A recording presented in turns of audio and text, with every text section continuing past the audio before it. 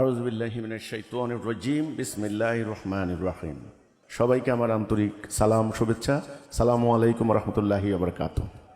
আপনারা জানেন আমাদের সম্পর্কে ময়দানে অসম্ভব মিথ্যা গুজব বানোয়াট কল্পকাহিনী প্রচার চালাচ্ছে একটা গোষ্ঠী। আপনারা জানেন নাটোর বনপাড়া বাইপাস এই জায়গাটা খুব গুরুত্বপূর্ণ একটা জায়গা। সেই জায়গায় আমাদের নাটোরের যারা সদস্য আছেন সেখানে আমাদের কয়েকশো সদস্য একত্রিত হয়ে ফিলিস্তিনে মুসলমানদের আক্রমণের বিরুদ্ধে ইসরায়েলি আগ্রাসনের ব্যাপারে প্রতিবাদ জানিয়ে তারা একটা হ্যান্ডবিল বিতরণ করেছেন এবং সেখানে তারা সমাবেশ করেছেন, মানববন্ধন করেছেন। এই কাজটা কি আমাদের মুসলমানদের স্বার্থের অনুকূলে না প্রতিকূলে? অনুকূলে। আজকে এই অন্যায়ের বিরুদ্ধে কথা বলার কেউ নাই, কথা বলছে না। পুরো আরব বিশ্ব একেবারে মুখে তালা দিয়ে রেখেছেন, পুরো জাতিসংঘ নীরব, কেউ কোনো কথা বলছে। তো হিজবুত তাওহীদ এই স্বল্প সামর্থ্য নিয়ে আল্লাহর উপর ভরসা করে এই অন্যায়ের বিরুদ্ধে হিজবুত তাওহীদ মাঠে নেমেছে। জাতিসংঘ বলেছে আগামী 48 ঘন্টার ভিতরে কমপক্ষে 5000 বাচ্চা খালি না খেয়ে মারা যাবে। খাবার নাই, পানি নাই, বাড়ি নাই, ঘর নাই। বোমার আঘাতে গত খালি 1 বছরে 80,000 ফিলিস্তিনিকে হত্যা করেছে। তো আমরা এই নির্মম হত্যাকাণ্ডের প্রতিবাদে আমরা সেখানে একটা সমাবেশ করেছি, সেখানে মানববন্ধন হয়েছে, হ্যান্ডবিল বিতরণ হয়েছে। আমাদের এই সমাবেশ তাদের সহ্য হয় নাই এই ধর্ম ব্যবসায়ী গোষ্ঠীর, যারা ধর্মকে অবলম্বন করে ব্যবসা করে, অপরাজনীতি করে, ব্যক্তিগত স্বার্থ উদ্ধার করে। এরা ষড়যন্ত্র শুরু করে দিল। দেখেন রাষ্ট্রের কত সংকট, রাষ্ট্র কত বড় বিপদে আছে, মুসলমান জাতি কত বিপদে আছে, এটা তাদের কোনো বিবেচনার ব্যাপার নয়। তাদের মেইন সমস্যা হচ্ছে হিজবুত তাওহীদ। হিজবুত তাওহীদের বিরুদ্ধে একটা মিথ্যা হ্যান্ডবিল রচনা করলো। হ্যান্ডবিলের মধ্যে এমন এমন তথ্য যেটা আস্তাগফিরুল্লাহ নাউজুবিল্লাহ কোনো সুস্থ মানুষ এটা বলতে পারে না। তারা মিথ্যা কথা বলে হ্যান্ডবিলের মধ্যে লিখে লিখে শুক্রবারে জুমান নামাজে অন্তত 8টা মসজিদে মুসল্লিদের সামনে এই হ্যান্ডবিল তারা পড়ে তারা প্রচার চালিয়েছে। তারা মাইকিং করেছে। আজকে 10টা বাজে সেখানে তারা প্রতিবাদ সমাবেশের নামে একটা বেআইনি সমাবেশের ডাক দিয়েছে। ফলাফল কি? 70-80 জন, আমার কথা যদি ভুল না হয় আপনারা দেখেন, বিভিন্ন মাদ্রাসার বাচ্চা পোলাপাইন এনে একটা বিক্ষোভ মিছিলের নামে তারা একটা অরাজকতা সৃষ্টির চেষ্টা করেছে। তা আমরা কি করেছি? আমরা প্রশাসনকে জানিয়েছি, সেনাবাহিনীকে জানিয়েছি, পুলিশকে জানিয়েছি, আমরা থানায় জিডি করেছি, আমরা সংবাদ সম্মেলন করেছি। দেশের আইন মান্যকারী নাগরিক হিসেবে আমাদের যা করা দরকার আমরা সেটা করেছি। এই যে অরাজকতা, এই যে মব সৃষ্টি করে, এই যে মিথ্যাচার করে, অপপ্রচার চালিয়ে, মসজিদের মতো পবিত্র জায়গায় দাঁড়িয়ে মিথ্যা কথা বলে 3 দিন ধরে মাইকিং করে সোশ্যাল মিডিয়ায় প্রচার চালিয়ে সাধারণ জনগণের মধ্যে একটা মানুষকেও তারা পায় নাই, একটা মানুষকেও পায় নাই, পাবে না। আমি তাদেরকে বলতে চাই, তোমরা জনগণের হৃদয় থেকে বহিষ্কৃত হয়ে গিয়েছো। জনগণের হৃদয় তোমরা নাই, একটা সাধারণ মানুষ নাই। আমাদের কর্মীদেরকে আমরা বলেছি তোমরা সংযত হও, তোমরা প্রয়োজনে ওখানে কোনো কর্মসূচি আজকে দরকার নেই। তো একটা গন্ডগোল হলে ওরা আমাদের উপর দোষ চাপাবে। এই যে মাদ্রাসার ছোট ছোট বাচ্চাগুলি এনে তারা এই ধরনের মব সৃষ্টির কাজে লাগাচ্ছে, এই ধরনের বেআইনি কর্মকাণ্ড ঘটাচ্ছে রাস্তাঘাটে, আমি সরকারকে বলতে চাই, সরকার আপনারা নিরপেক্ষ অবস্থানে থাকুন, আইন শৃঙ্খলা রক্ষায় শক্ত অবস্থান নিন। বিশেষ করে সেনাবাহিনীকে আইন শৃঙ্খলা রক্ষায় কোনো ছাড় দিবেন না। এটা প্রমাণিত হয়ে গেছে ওদের সঙ্গে কোনো সাধারণ ধর্মপ্রাণ মানুষ নাই, প্রমাণিত হয়ে গেছে। আমি ওদেরকে বলতে চাই, তোমরা অনর্থক খামোখা হিজবুত তাওহীদের পিছনে লাগতে এসো না। অনর্থক খামোখা তোমরা হিজবুত তাওহীদের বিরুদ্ধে তোমরা প্রোপাগান্ডা সৃষ্টি করে একটা অরাজকতা সৃষ্টি করো না। হিজবুত তাওহীদ মহান আন্দোলন, হিজবুত তাওহীদ সত্যনিষ্ঠ আন্দোলন। হিজবুত তাওহীদ দাঁড়িয়েছে আল্লাহ দেওয়া সত্য দিন, দ্বীনুল হক প্রতিষ্ঠা করার জন্য। এতে হিজবুত তাওহীদের কোনো স্বার্থ নাই। যেটা আমরা বলি নাই, যেটা আমাদের আকীদা নয়, বিশ্বাস নয়, সেটা তোমরা বানিয়ে বানিয়ে জঘন্য কথা কিভাবে বলতে পারো? তোমরা আলেম দাবি করো। হ্যান্ডবিলের মধ্যে লেখা আছে আমরা নাকি বলি বিয়ে শাদী বলতে কিছু নাই, আস্তাগফিরুল্লাহ নাউজুবিল্লাহ। আমাদের মধ্যে নাকি বিয়ে শাদী নাই, ছেলে মেয়ে ভাল লাগছে একসঙ্গে থাকে। এত বড় মিথ্যা কথা কি করে বলতে পারে? বাংলাদেশ একটা কনজারভেটিভ সোসাইটি, আপনারা জানেন। আমরা ধর্মের বিধিনিষেধ পালন কতটুকু করি না করি সেটা বড় কথা নয়। বাংলাদেশ একটা সামাজিক সংগতির একটা উদাহরণ এই বাংলাদেশ। আচ্ছা, বাংলাদেশে এটা কি সম্ভব? বিয়ে শাদী নাই, ছেলে মেয়ে থাকে একসাথে, লিভ টুগেদার, এটা কি বাংলাদেশের সমাজে সম্ভব? একটা দুইটা না হলে কেউ লুকিয়ে চুরিয়া করতে পারেন, তারপরে হাজার হাজার, এটা কি সম্ভব? তাহলে এই যে মিথ্যা কথাটা, যেটা আমরা বলি নাই, যেটা আমাদের আকীদা নয়, বিশ্বাস নয়, এগুলো হ্যান্ডবিলে বানিয়ে বানিয়ে বানিয়ে বানিয়ে প্রচার চালানো, এটা কি আল্লাহর কোরআনে বলেছেন? আল্লাহ বলেছেন লানাতাল্লাহি আলাল কাযিবিন, মিথ্যাবাদীদের উপর আল্লাহ লানত পড়বে। আমার কথা না, কোরআনের কথা। এরা শেষ পর্যন্ত মানব সভ্যতা থেকে সম্পূর্ণরূপে বিলুপ্ত হয়ে যাবে ইনশাআল্লাহ। ইনশাআল্লাহ সময়ের ব্যাপার, আমাদেরকে কিছু পরীক্ষা দিতে হবে, এই হচ্ছে ব্যাপারটা। কি হবে কালকের বাংলাদেশ? দেখেন, আজ প্রধান উপদেষ্টার সঙ্গে বিএনপি জামায়াতের জরুরি বৈঠক। অঘোষিত যুদ্ধের মুখে ব্যবসায়ীরা হচ্ছেন হয়রানির শিকার, ব্যাংক অ্যাকাউন্ট জব্দ বড় বড় ব্যবসায়ীদের। আবারও ভরসার বাতিঘর জেনারেল ওয়াকার, গুজবে কান না দেওয়ার অনুরোধ সেনাবাহিনীর। গুজব, পুরা রাষ্ট্র এখন গুজবে আক্রান্ত। এই কথা বলেছিলাম 2016 সালে। আমরা মসজিদ বানাচ্ছিলাম, 5 ওয়াক্ত নামাজ পড়বো, জুমার নামাজ কায়েম করব। আমাদের মসজিদটাকে সোশ্যাল মিডিয়ায় মাইকে মসজিদের মধ্যে গির্জা বলে গুজব রটনা করে দিয়ে সেখানে আক্রমণ চালিয়ে, আপনারা জানেন, আমাদের পুরো মসজিদটাকে ধ্বংস করে দিয়েছে। আমাদের বাড়িঘর লুণ্ঠন করেছে। সেখানে মসজিদ নির্মাণরত অবস্থায় 2 জন সদস্যকে প্রকাশ্যে দিনের আলোয় জবাই করে হত্যা করেছে। আজকে 2025 সাল, ওটা হলো 16 সাল, 9 বছর এই হত্যাকাণ্ডের বিচার হয় নাই। এই গুজবের বলি আমরা হয়েছি, গুজবের শিকার আমরা হয়েছি। আমরা বলেছিলাম আজকে যদি এই গুজববাজদের বিরুদ্ধে, হুজুগ সৃষ্টিকারীদের, ধর্মান্ধ ধর্ম ব্যবসায়ীদের বিরুদ্ধে কোনো পদক্ষেপ গ্রহণ করা না হয়, তাদের বিচার যদি করা না হয়, তাহলে সমগ্র জাতি গুজবে আক্রান্ত হবে। আজকে হাড়ে হাড়ে টের পাচ্ছেন সেনাবাহিনী, হাড়ে হাড়ে টের পাচ্ছেন ইন্টারিম গভর্নমেন্ট, হাড়ে হাড়ে টের পাচ্ছেন রাজনৈতিক দলগুলি। এই গুজব রটনার ব্যাপারে আল্লাহ রাব্বুল আলামিন কোরআনে পরিষ্কার বলে দিয়েছেন, যারা নগরীতে গুজব রটনা করিয়া বেড়ায় তাদেরকে যেখানে পাইবে পাকড়াও কর এবং কঠিন শাস্তির নির্দেশনা দেওয়া হয়েছে রসুলকে। রসুল ধরে এনে শাস্তি দিয়েছেন অনেককে। তো এই গুজব, আজকে গুজবে আক্রান্ত বাংলাদেশ। হিজবুত তাওহীদ নির্দোষ নিরপরাধ একটি আন্দোলন গুজব রটনা করে রংপুরে আমাদের ভাই বোনদের 40টা ফ্যামিলি সেখানে আজকে উদ্বাস্তু, প্রায় 16টা ঘর আগুন দিয়ে জ্বালিয়ে দিয়েছে। আপনারা দেখেছেন, গরু ছাগল সবকিছু তারা লুটপাট করে নিয়ে গিয়েছে। এই গুজব সাধারণ মানুষের মধ্যে গুজব রটনা করেছে কি, এরা হিন্দু হয়ে গেছে, এরা পূজা করে, এরা নবীকে অবমাননা করেছে, ইত্যাদি ইত্যাদি। আরে ভাই, আপনারা যাচাই বাছাই করবেন না সত্যিকার অর্থে এরা হিন্দু হয়েছে কিনা? আর হিন্দু হলে এদেরকে আপনি মারতে পারেন নাকি? প্রকাশ্যে বাড়িতে আগুন দিয়ে দিল, লুটপাট করলো, গরু বকরিগুলি লুট করে নিয়ে গেল, জিয়াফত করে খেলো। এই যে অন্যায় হলো, এই অন্যায়ের প্রতিবাদ যদি রংপুরের মানুষ না করে, তাহলে একদিন পুরো অন্যায় রংপুরকে গ্রাস করবে। এটা নীতি, এটা প্রাকৃতিক নীতি, আমার বেলা নয়, আপনার বেলায়ও। রাষ্ট্রের চলমান ঘটনাবলী নিয়ে কথা বলতে হবে এখন, কারণ আমরা এই রাষ্ট্রের মধ্যে বসবাস করি। সংকট সৃষ্টি হলে সংকট আমাদের শরীরেও লাগে, আগুনের উত্তাপ আমার পিঠে লাগবে। আজকে যদি ময়মনসিংহে একটা আনরেস্ট পরিস্থিতি হতো, আমরা কি সমাবেশ করতে পারতাম? আপনারা জানেন বর্তমানের গভর্নমেন্ট, এটাকে বলা হয় ইন্টারিম গভর্নমেন্ট, নাম দিয়েছে অন্তর্বর্তীকালীন সরকার। কত সরকারের নাম আমরা এই পর্যন্ত শুনলাম, তত্ত্বাবধায়ক সরকার, গণতান্ত্রিক সরকার, সামরিক সরকার, এখন হচ্ছে অন্তর্বর্তীকালীন সরকার। কত সরকারের নাম এ পর্যন্ত শুনছেন না নাকি? কত সরকারের নাম শুনলেন?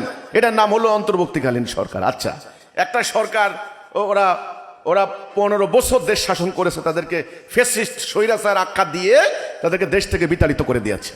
এখন যারা আছেন ক্ষমতায়, আমরা দেখলাম এই সরকারের বিরুদ্ধে নানান ধরনের প্রোপাগান্ডা একদল করছে, সোশ্যাল মিডিয়ায় পাচ্ছি এগুলি। আচ্ছা, আরেক দল, আমাদের স্পষ্ট আমি বলতে চাই, ধর্মীয় সংগঠনগুলি, কোন আলেম তো ডাইরেক্ট বলেছেন, ডক্টর ইউনূস সাহেব হলেন ডাইরেক্ট আল্লাহর মনোনীত নবী রাসূলদেরকে যেরকম আল্লাহ মনোনয়ন দেয়, ওনাকে নাকি আল্লাহ এভাবে মনোনয়ন দিয়েছেন। এটা বলে নাই? বলেছেন। আচ্ছা, এমন ভাবে সমর্থন করেছে আলেম ওলামারা, ধর্মীয় সংগঠনগুলি, যে বলেছেন আমাদের ইমাম, আমাদের জাতির আশীর্বাদ, আপনি যতদিন ইচ্ছা ক্ষমতা থাকেন আমরা আপনাকে সাপোর্ট করি, ইত্যাদি ইত্যাদি কথা বলেছে। ওমা, কয়েকদিন যেতে না যেতেই শুরু হলো কি, উনি নাকি আবার আমেরিকার দালাল। বলছে বাংলাদেশকে আমরা দিল্লির হাতে যেতে দেব না, আমেরিকার হাতে যেতে দেব না। এবার ডক্টর ইউনূসের নেতৃত্বে ইন্টারিম গভর্নমেন্টের বিরুদ্ধে লেগেছে। তা এই যে শুরু হলো, এই লাগালাগি কি বন্ধ হয়েছে নাকি হবে? হবে না, হওয়ার কোনো সম্ভাবনা নাই। এখন যে সংকট সৃষ্টি হয়েছে, সাধারণ মানুষ আপনারা হয়তো অনেকে জানেন না, জাতিসংঘ প্রস্তাব দিয়েছে মিয়ানমারে মানবিক সাহায্য দেওয়ার জন্য করিডোর দেওয়া হবে। এটার নাম দিয়েছে হিউম্যানিটেরিয়ান প্যাসেজ, মানবিক করিডোর। করিডোরের আবার কত নাম আছে, ওরা সব নাম ঠিক করে বসে বসে। এটার নাম হলো মানবিক করিডোর। কি? মিয়ানমারে মানবিক সহায়তা দেওয়া হবে। কাকে দিবা মানবিক সহায়তা? সেখানে 22 লক্ষ মুসলমান অবর্ণনীয়, অকল্পনীয়, অচিন্তনীয় নির্যাতন করে, তাদের নারীদেরকে ধর্ষণ করে হত্যা করে, যুবকদেরকে গুলি চালিয়ে হত্যা করে, তাদেরকে বাড়িঘর থেকে বের করে দিয়েছে 22 লক্ষ মুসলমান আজকে বাংলাদেশের মাথার উপরে। মানবিক সাহায্য কারে দিবা? আমি তো দেখি না মানবিক সাহায্য কারে দিবা। সবচাইতে মানবেতর অমানবিক পরিস্থিতির সম্মুখীন হয়েছে মুসলমানরা। আমি কুষ্টিয়ার জনসভায় বলেছি, হাজার হাজার মানুষের সাথে আমি বলেছি, নো, জাতিসংঘের কোন প্রস্তাব, আমাদের সরকারের যদি মেরুদণ্ড থাকে, আমাদের সেনাবাহিনীর যদি মেরুদণ্ড থাকে, কোন প্রস্তাব গ্রহণ করার ক্ষেত্রে লক্ষ্যবার চিন্তা করবেন। আমরা জাতিসংঘকে চিনি। জাতিসংঘ ফিলিস্তিনের একটা মুসলমানের জীবন রক্ষা করতে পারে নাই। জাতিসংঘের সামনে মানব ইতিহাসের বর্বরতম হত্যাকাণ্ড ঘটেছে ফিলিস্তিনে। হাসপাতাল ধ্বংস করে দিয়েছে, স্কুল কলেজ ধ্বংস করে দিয়েছে। এক একটা পরিবার 10 জন 12 জন সদস্য একটাও নাই, সব ধ্বংস করে দিয়েছে। জাতিসংঘের প্রস্তাব গ্রহণ করার ব্যাপারে সাবধান থাকতে হবে। আমরা বলেছি যে কোনো মূল্যে মিয়ানমারের মুসলমানদেরকে তাদের বাড়ি ঘরে ফেরত যেতে হবে, যেই কোনো উপায়ে, যেই কোনো ভাবে। কিভাবে যাবেন আপনারা ঠিক করেন, তাদের সেটা অধিকার। তো আমি বাংলাদেশ সেনাবাহিনীর গত 2 দিন আগে একটা জরুরি বৈঠক করেছেন ওনার সেনা কমান্ডারদের সাথে। এখন সরাসরি আমি কিন্তু ওনার বক্তব্য শুনি নাই, সোশ্যাল মিডিয়াতে কথাগুলি আসে, পত্রিকার মাধ্যমে আসে, নানানভাবে আসে। আমি অনেকগুলি কথার মধ্যে গুরুত্বপূর্ণ 2-3টি কথা আমি আজকের এই সমাবেশে মেনশন করব। তিনি বলেছেন, তিনি নাকি বলেছেন, যদি বলে থাকেন, কারণ আমি কিন্তু তৃতীয় পক্ষ থেকে বা ওনার কাছ থেকে সরাসরি যাচাই করতে পারি নাই, আমি মিডিয়া অথবা সোশ্যাল মিডিয়ার মাধ্যমে পেয়েছি। তিনি নাকি বলেছেন যে বিদেশ থেকে এসে এখানে একটা প্রভাব সৃষ্টি করে যাবে, একটা পরামর্শ দিয়ে সংক্ষিপ্ত সফর করে চলে যাবে, এটা হতে দেওয়া যাবে না। খুব সাহসী বক্তব্য, খুব সাহসী কথা। আরেকটা কথা বলেছেন, বাংলাদেশ একটা ছায়া যুদ্ধে জড়িয়ে পড়ুক, এটা হতে দেওয়া যাবে না। আরেকটা কথা বলেছেন যে মব সৃষ্টি করা হচ্ছে রাস্তাঘাটে, অরাজকতা, এটাও কিন্তু হতে দেওয়া যাবে না।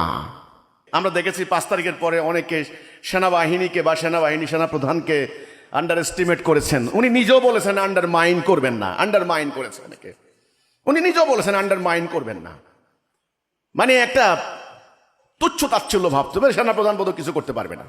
কিন্তু এই কয়েকটি ঘটনায় আমি বুঝলাম যে না, আমাদের সেনাবাহিনীকে আন্ডারমাইন করার কিছু নাই।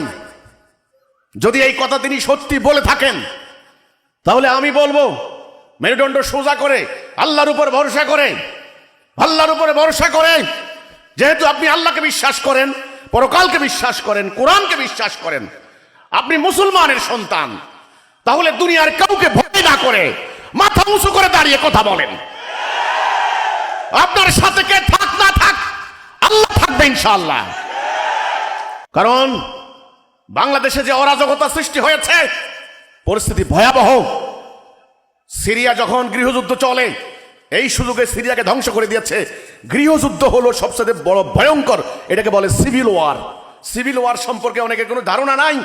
দলে দলে, গোত্রে গোত্রে, পাড়ায় পাড়ায়, মহল্লায় মহল্লায়, এই শহর ওই শহর, এই যে মারামারি, নানান স্বার্থ নিয়ে, সামান্য একটা খালের মাছ নিয়ে, সামান্য একটা দোকানদারি নিয়ে, সামান্য ইটের ভাটার টেন্ডার নিয়ে এই যে মারামারি, এগুলোর নাম সিভিল ওয়ার।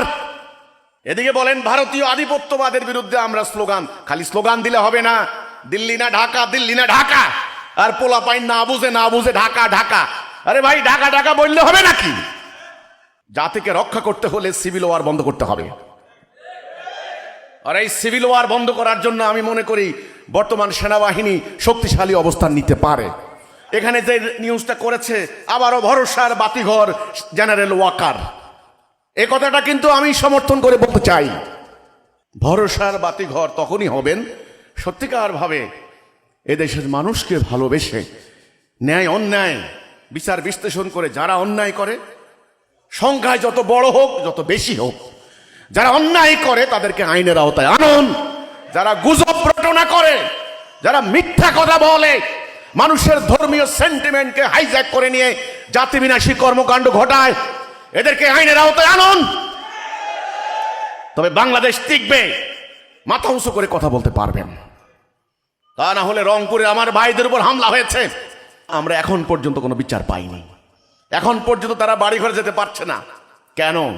এই জন্য ন্যায় অন্যায় নির্ণয় করুন, নির্ণয় করার পরে অন্যায়ের বিরুদ্ধে অবস্থান নিন, ন্যায়ের পক্ষে অবস্থান নিন।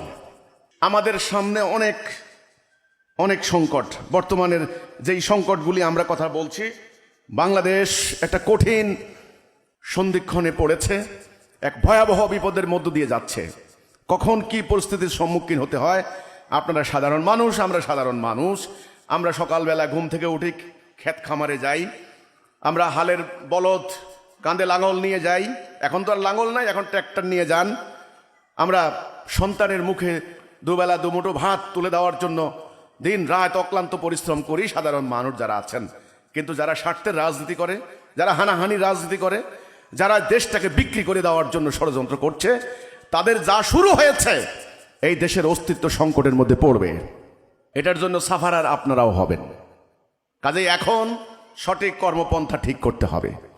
সম্মানিত ভাই ও বোনেরা, আমরা বলেছি আজকে বাংলাদেশ সহ সারা পৃথিবীর মানুষ এই যে অশান্তির মধ্যে পড়েছে, এই যে যুদ্ধ রক্তপাতের মধ্যে পড়েছে, এই যে সারা দুনিয়াতে এখন দুর্বলের উপরে সবলের অত্যাচার চলছে, দরিদ্রের উপর ধনীর বঞ্চনা হচ্ছে, শাসিতের উপর শাসকের জুলুম হচ্ছে, সরলের উপর ধূর্তের প্রতারণা হচ্ছে, এই যে অন্যায় সমস্ত দুনিয়া ভরপুর, এই অন্যায়ের কারণ কি? আল্লাহ তাআলা কোরআনে পরিষ্কার বলে দিয়েছেন এই অন্যায়ের কারণ কি এবং এই অন্যায় নির্মূল করার উপায় কি, রাস্তা কি, সেটাও আল্লাহ কোরআনে বলে দিয়েছেন। বাংলাদেশ স্বাধীন হলো আজকে 53 বছর। বাংলাদেশ কিভাবে চলবে একটা সংবিধান রচনা হয়েছে, রচিত হয়েছে, এটা হলো বাংলাদেশের সংবিধান। বাংলাদেশের সংবিধানে 4টি মূলনীতি শুরুতেই ছিল, এখন ইদানিং পরিবর্তন করার প্রস্তাব এসেছে। 4টা মূলনীতি কি? গণতন্ত্র, সমাজতন্ত্র, জাতীয়তাবাদ, ধর্মনিরপেক্ষতাবাদ। আচ্ছা, এই সংবিধান 17 বার সংশোধন হয়েছে। এই সংবিধানের আন্ডারে 53 বছর বাংলাদেশ চলেছে। একটা দিনের জন্য বাংলাদেশ কি আপনি মনে করেন স্থিতিশীল ছিল? মানুষ কি সুখে শান্তিতে ছিল? চুরি, ডাকাতি, খুন, হাইজ্যাক, অর্থ পাচার, মিথ্যা মামলা বাড়ছে না কমছে? এখানে যিনি 70 বছরের বৃদ্ধ মুরব্বী আছেন, আপনি বলেন আপনার বয়স যখন 20 বছর, অর্থাৎ আজ থেকে 50 বছর আগে আপনি পাকিস্তান আমল দেখেছেন। এই চুরি, ডাকাতি, খুন, রাহাজানি সংখ্যা বাড়ছে না কমছে? বাড়ছে। দেশের সম্পদ লুট করে বিদেশে গিয়ে বেগম পাড়া সেকেন্ড হোম বাড়ছে না কমছে? বাড়ছে। অফিস আদালতে ঘুষ দুর্নীতি বাড়ছে না কমছে? বাড়ছে। মামলা আদালতে এখন বর্তমানে প্রায় 44 লক্ষ মামলা পেন্ডিং জমা হয়ে আছে, কোনো সমাধান নাই। এই যে মামলাবাজি বাড়ছে না কমছে? বাড়ছে। আর আমাদের ইবাদত বন্দেগী বাড়ছে না কমছে? বাড়ছে। নামাজ রোজা, মসজিদ মাদ্রাসা, আলেম ওলামা, মুফতি মৌলানা বাড়ছে। ওয়াজ মাহফিল বাড়ছে। তাহলে প্রতি বছর লক্ষ লক্ষ ওয়াজ হচ্ছে, কোটি কোটি মানুষ, ধর্মপ্রাণ মানুষ ওয়াজ শুনে, আলেমরা বয়ান করেন, তাফসিরুল কোরআন মাহফিল, কোরআনের বয়ান, হাদিসের বয়ান, নানান ধরনের বয়ান করেন। এই বয়ান যায় কোথায়? এই শিক্ষা যায় কোথায়? এই এলেম যায় কোথায়? মানুষের কি চরিত্রের পরিবর্তন হয়েছে? চোর একদম ভালো হয়ে গেছে? ঘুষখোর ভালো হয়ে গেছে? নো। তাহলে কি প্রমাণ হলো? প্রমাণ হলো গোলযোগ আছে কোথায়? গোলযোগ কোথায় আছে সেই কথাটাই আমরা বলছি। হবে না। মানুষের জীবন কিভাবে চলবে, মানুষকে যিনি সৃষ্টি করেছেন তিনি ভালো জানেন। একটা মোবাইল ফোন যিনি সৃষ্টি করেন, এই মোবাইল ফোন কোম্পানি জানে মোবাইলটা কিভাবে অপারেশন করা হবে, নাকি কিভাবে ভালো থাকবে, কেমনে মোবাইল ফোনের ব্যাটারি কিভাবে আপনি এটাকে অপারেশন করবেন। ওই কোম্পানি একটা ম্যানুয়াল বুক দিয়ে দেয়। একটা গাড়ি কিনেন আপনি, গাড়ির মধ্যেও কিন্তু একটা মেইনটেনেন্স বুক আছে। সেখানে চাকা কত নাম্বার চাকা দিবেন, কি পরিমাণ বাতাস দিবেন, কি পরিমাণ গতি, কতদিন পর পর মোবিল পাল্টাতে হবে, সমস্ত কিছু লেখা থাকে, থাকে না? এই মানুষ নামক এই গাড়ি কে বানিয়েছেন? আল্লাহ রব্বুল আলামিন। নাকি আল্লাহ সম্পর্কে বিশ্বাস নাই? এখন ইদানিং তো এই সভ্যতা আসছে, নাস্তিকতাবাদী সভ্যতা। এখানে আল্লাহ, রাসূল, কোরআন, কিতাব কোনো বিশ্বাস করে না কেউ। প্রায় দুনিয়াতে 800 কোটি লোকের মধ্যে 100 কোটি হয়ে গেছে অলরেডি, ওরা আল্লাহ বিশ্বাসই করে না। যদি এরকম কেউ থাকেন এখানে, আল্লাহ বিশ্বাস করেন না, কোরআন বিশ্বাস করেন না, আমি তাদেরকে স্বনির্বন্ধ অনুরোধ করব, তাহলে আমার আলোচনা আপনার জন্য প্রযোজ্য হবে না, কারণ আমি কথা বলবো কোরআনের ভিত্তিতে। তা আমার কথা হলো এই মানুষ নামক এই প্রাণী, এই জীব কে সৃষ্টি করেছেন? আল্লাহ। তিনি ভালো জানেন মানুষের মুক্তি কোন পথে, তিনি উত্তম জানেন, উত্তম ফয়সালাকারী। তিনি সব কিছু জানেন, মানুষের কোন দিকে মুক্তি আর কোন দিকে মানুষের কষ্ট, মানুষের বিপদ কোন দিকে আর মানুষের মুক্তি কোন দিকে, সেটা তিনি ভালো জানেন। আমরা মানব জাতি যখন আল্লাহর দেওয়া ম্যানুয়াল বুক, গাইডলাইন, আল্লাহর দেওয়া নির্দেশনা, আল্লাহর দেওয়া আদেশ নিষেধ যখন আমরা বাদ দিয়েছি, তখন আমাদের জীবনে এই অবর্ণনীয় কষ্ট নেমে এসেছে। তাহলে 1 নাম্বার, এই মানব জীবনে এই অশান্তি, চুরি, ডাকাতি, খুন, রাহাজানি, শত্রুতা, মারামারি, যুদ্ধ, রক্তপাত, এর মূল কারণটা কি? 1 নাম্বার উত্তর কি? যিনি আল্লাহ আমাদেরকে সৃষ্টি করেছেন, আমরা সেই আল্লাহর হুকুম বিধান বাদ দিয়েছি। আমরা কি আল্লাহকে বিশ্বাস করা বাদ দিছি? নো। হিন্দুরা ভগবান বিশ্বাস করে, খ্রিস্টানরা ঈশ্বরকে, গডকে বিশ্বাস করে, ইয়াহুদিরা এলিকে বিশ্বাস করে, আমরা আল্লাহ সুবহানাহু ওয়া তাআলাকে বিশ্বাস করি। এই সন্তান কে দিছে? আল্লাহ দিছে। জায়গা জমি কে দিছে? বলছে আল্লাহ দিছে। আল্লাহকে বিশ্বাস করে, বিভিন্ন আমল করে, কিন্তু পার্থক্য হচ্ছে কি, রাষ্ট্রীয় জাতীয় জীবনে আল্লাহর হুকুম, আল্লাহর আইন দিয়ে তাদের জীবন পরিচালিত করে না। আমরা পরিচালিত করতেছি মানুষের বিধান দিয়ে। ফলে আজ আমাদের এই সমাজে অশান্তি। এখন হিজবুত তাওহীদের বক্তব্য হচ্ছে, যদি শান্তি আনতে হয় ইন্টারিম গভর্নমেন্ট দিয়ে হবে না। অনেকে বলছেন আগামী দিনে নির্বাচন হবে সকল সংকটের সমাধান। আমি হলফ করে বলতে পারি, এবং যারা রাজনীতি করছেন তারাও হলফ করে বলুন, আগামী নির্বাচন আমাদের দেশকে কি মুক্তি দিতে পারবে? সাম্রাজ্যবাদী আগ্রাসন থেকে বাঁচাতে পারবে? অর্থ পাচার, দুর্নীতি, সুদ, ঘুষ থেকে রাষ্ট্রকে সেভ করতে পারবে? রাজনৈতিক হানাহানি বন্ধ করতে পারবে? হলফ করে বলুন যে আগামী নির্বাচন যদি হয় তাহলে বাংলাদেশের হানাহানি বন্ধ হয়ে যাবে। কিন্তু আমি হলফ করে বলতে পারি, যত ফেয়ার এন্ড ফ্রি ইলেকশন করেন, হানাহানি বন্ধ হবে না। ওরা হয়তো মনে করবে আমি ইলেকশনের বিরুদ্ধে নেমেছি। নো, আমার কথা বুঝতে হবে।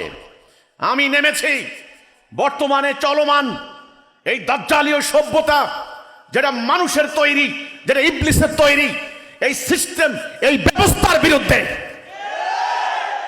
এই ব্যবস্থাকে যতক্ষণ পরিবর্তন করতে না পারবেন, ততক্ষণ নির্বাচন দিয়েও হবে না, বিপ্লব করেও হবে না, অন্য দলকে পিটিয়ে দেশ থেকে বের করে দিলেও হবে না। এই ব্যবস্থাকে পরিবর্তন করতে হবে। আপনারা এই হল রুমে ঢুকছেন, হল রুমে ঢোকার জন্য দরওয়াজা ঠিক করা আছে না? রাস্তাটা এভাবে দিয়ে এভাবে সিস্টেম করা আছে, আপনারা বসে পড়লেন। আচ্ছা, সিস্টেমটা যদি অন্যরকম হইতো, অন্য দিক থেকে একটা দরজা ঢুকতো আর নানান ধরনের আঁকা বাঁকা পথ দিয়ে আপনারা ওইভাবে যাই কোনায় বসবেন, সবাই সিস্টেমে পড়ে যাইতেন না? সিস্টেমে বাঁকা হইতেন না? আপনারা সোজা আসলেন কেন? কারণ সিস্টেমটা সোজা। এই জন্য আপনার মনে বাঁকা চিন্তা থাকলেও কোনো লাভ নাই, সোজা হইতে বাধ্য। মানুষকে সঠিকভাবে পরিচালিত করার জন্য লাগবে একটা সিস্টেম, যেই সিস্টেমটা মহান আল্লাহ রাব্বুল আলামিন তৈরি করেছেন। সেই সিস্টেমের নাম হচ্ছে দ্বীনুল হক। দিন দুই প্রকার, একটা আল্লাহ দেওয়া দিন, একটা মানুষের তৈরি করা দিন। যখনই আল্লাহ দেওয়া দিনটাকে আপনি বাদ দিবেন, তখনই কিন্তু সমাজে অন্যায়, অবিচার, অশান্তি শুরু হয়ে যাবে। সম্মানিত ভাইয়েরা, আমাদেরকে একটা কঠিন সিদ্ধান্ত নিতে হবে, কঠিন। যদি সত্যিকার অর্থে আপনাদের সন্তান আদি, আপনাদের নাতিপুতি, আপনাদের ভবিষ্যৎকে যদি উদ্বাস্তু শিবিরে যেতে না হয়, সেটা যদি আপনি চান, সত্যিকার অর্থে তারা বোমার আঘাতে তাদের শরীর লণ্ডভণ্ড হয়ে যাক, যদি আপনি না চান, আগামী দিন এক ভয়াবহ বিপর্যয়ের হাত থেকে আপনার ভবিষ্যৎকে যদি রক্ষা করতে চান এবং আগামী দিন আপনার মৃত্যুর পর জান্নাতে যেতে চান, তবে এই ভয়াবহ সংকট আপনাকে অনুধাবন করতে হবে এবং এই সংকট থেকে বাঁচার জন্য আপনাকে উপায় অন্বেষণ করতে হবে।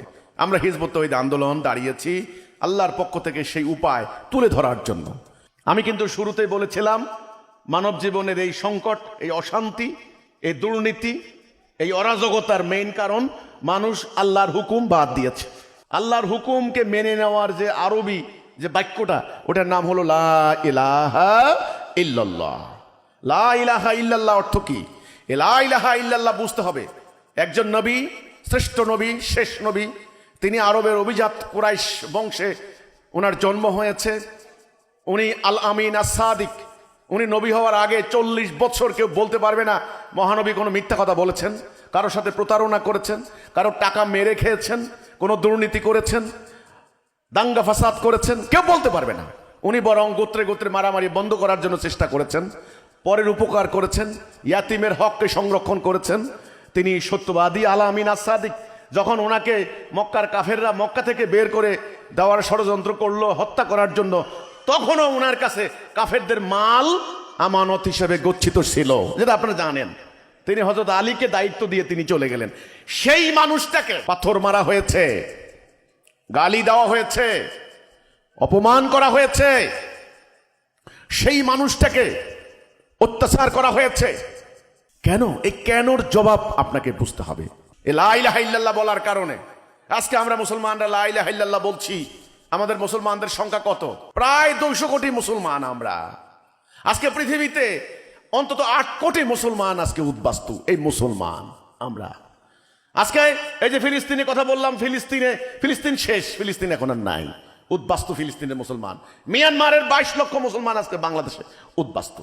ইসরায়েলি আগ্রাসনের ব্যাপারে প্রতিবাদ করলেন, শপথ করলেন লক্ষ লক্ষ উলামায়ে কেরাম, আপনার হলো সোহরাওয়ার্দী উদ্যানে। ঠিক ওই সময় তারা কি করলো? ইসরায়েল এট এ টাইম 4টা মুসলমান রাষ্ট্রে হামলা চালাইলো। ঠিক ওই সময় আমি হিসাব করে দেখেছি 2 দিন পরে। কোনো পাত্তা দিবে না তারা। আপনার বিক্ষোভ, সমাবেশ, মিছিল, আপনি ইসরায়েলের পতাকায় আগুন দেন, এতে তাদের কিছু যায় আসে না। আপনি নেতানিয়াহুর গালে জুতা মারেন মিছিলে মিছিলে, এটা তাদের কিছু যায় আসে না। তারা জানে আলটিমেটলি মুসলমানদের প্রতিরোধ করার কোনো ক্ষমতা নাই।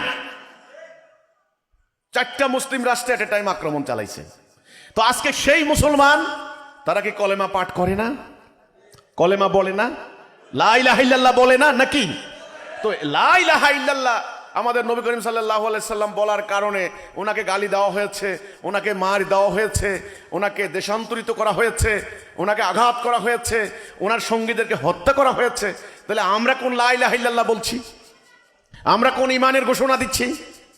এটা আমি আপনাদেরকে বলতে চাই। লা ইলাহা ইল্লাল্লাহ এটা ভালো করে বুঝতে হবে।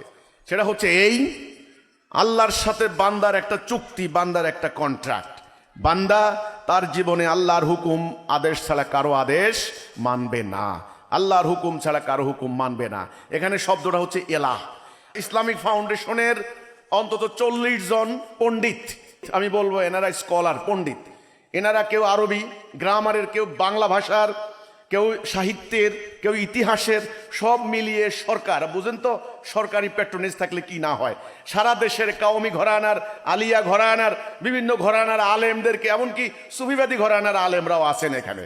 প্রায় 40 জন পণ্ডিত বসে এটার অনুবাদ করেছেন। সেই অনুবাদের মধ্যে এলাহ শব্দের বাংলা মিনিং দিতে পারলেন না। এলাহের কোনো বাংলা দিতে পারলেন না। এলাহাটা এলাহি রাখছেন। এলাহাকে বাংলা নাই।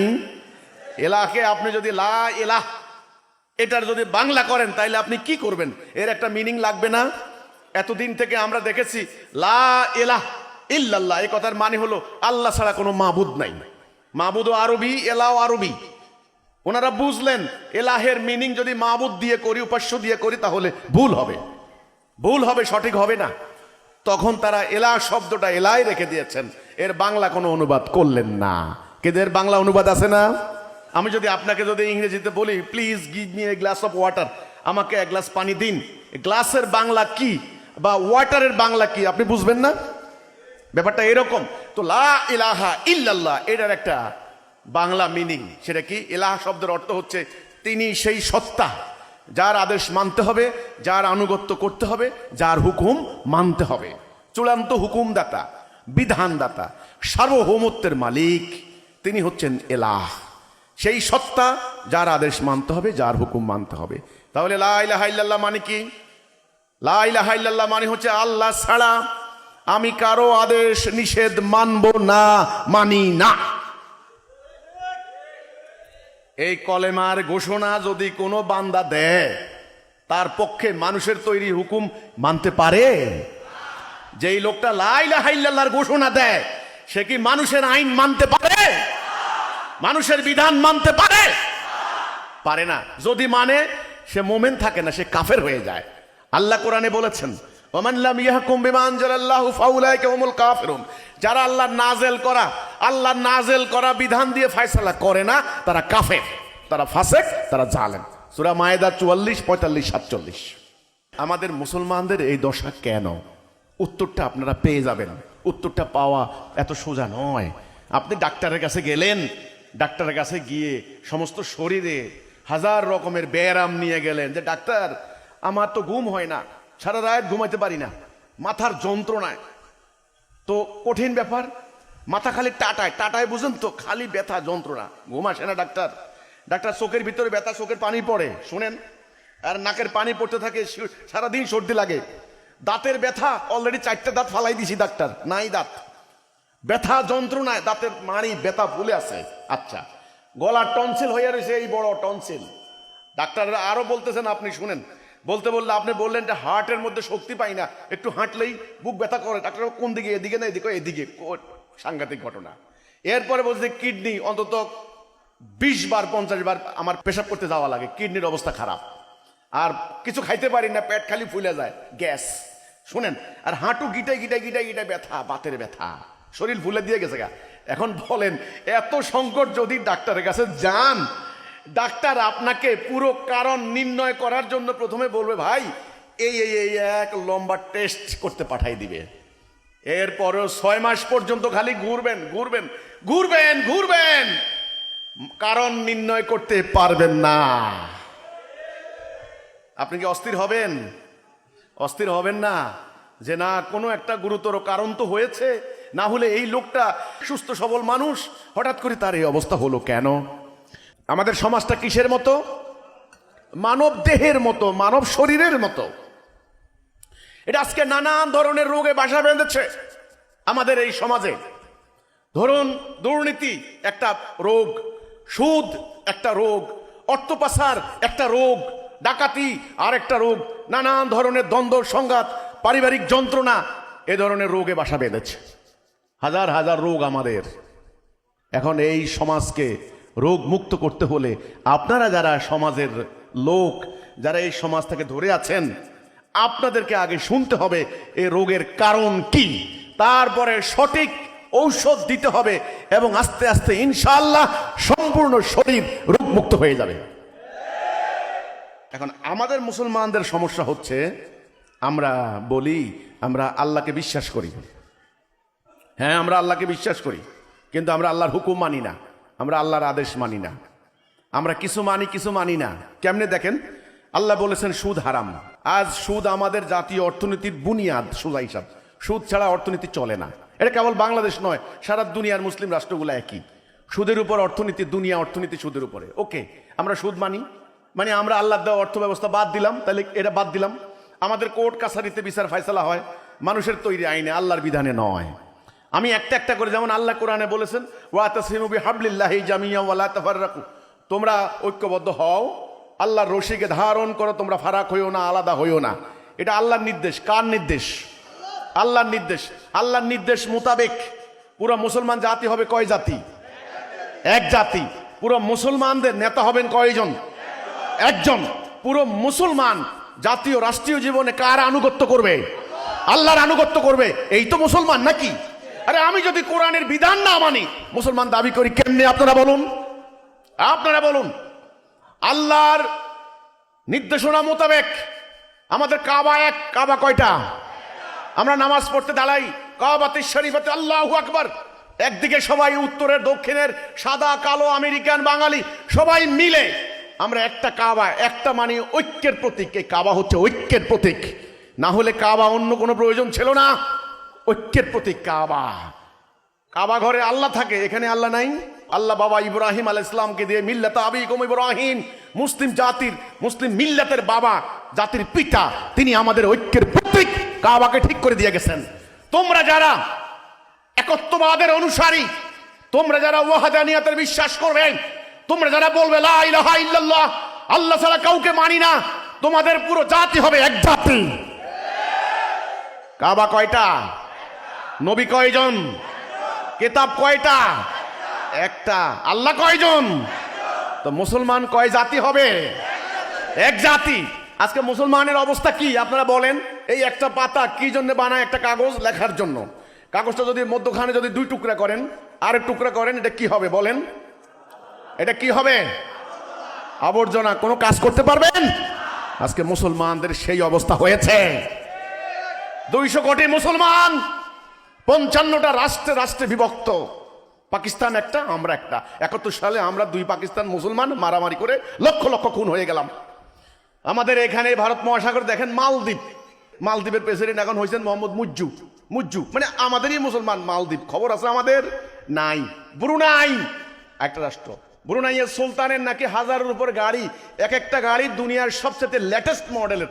আর আবার ঠিক আফ্রিকা যান, মুসলমানরা না খেয়ে মারা যাচ্ছে। পাশে সৌদি আরব, ডোনাল্ড ট্রাম্প সৌদি আরব সফর করলেন, $150 বিলিয়ন অস্ত্র চুক্তি করছে আমেরিকার সাথে সৌদি আরব। এবার কাতারের রাজা যায় কি কম যায় নাকি? এমন একটা বিমান উপহার দিয়েছে, এটার নাম $40 কোটি এটার দাম। অথচ 5000 ফিলিস্তিনি বাচ্চা না খেয়ে মারা যাচ্ছে। এই হচ্ছে মুসলমান। তোমরা কি এক জাতি? তোমরা কি ভাই ভাই? নো। কেন তোমরা ভাই নও? কেন?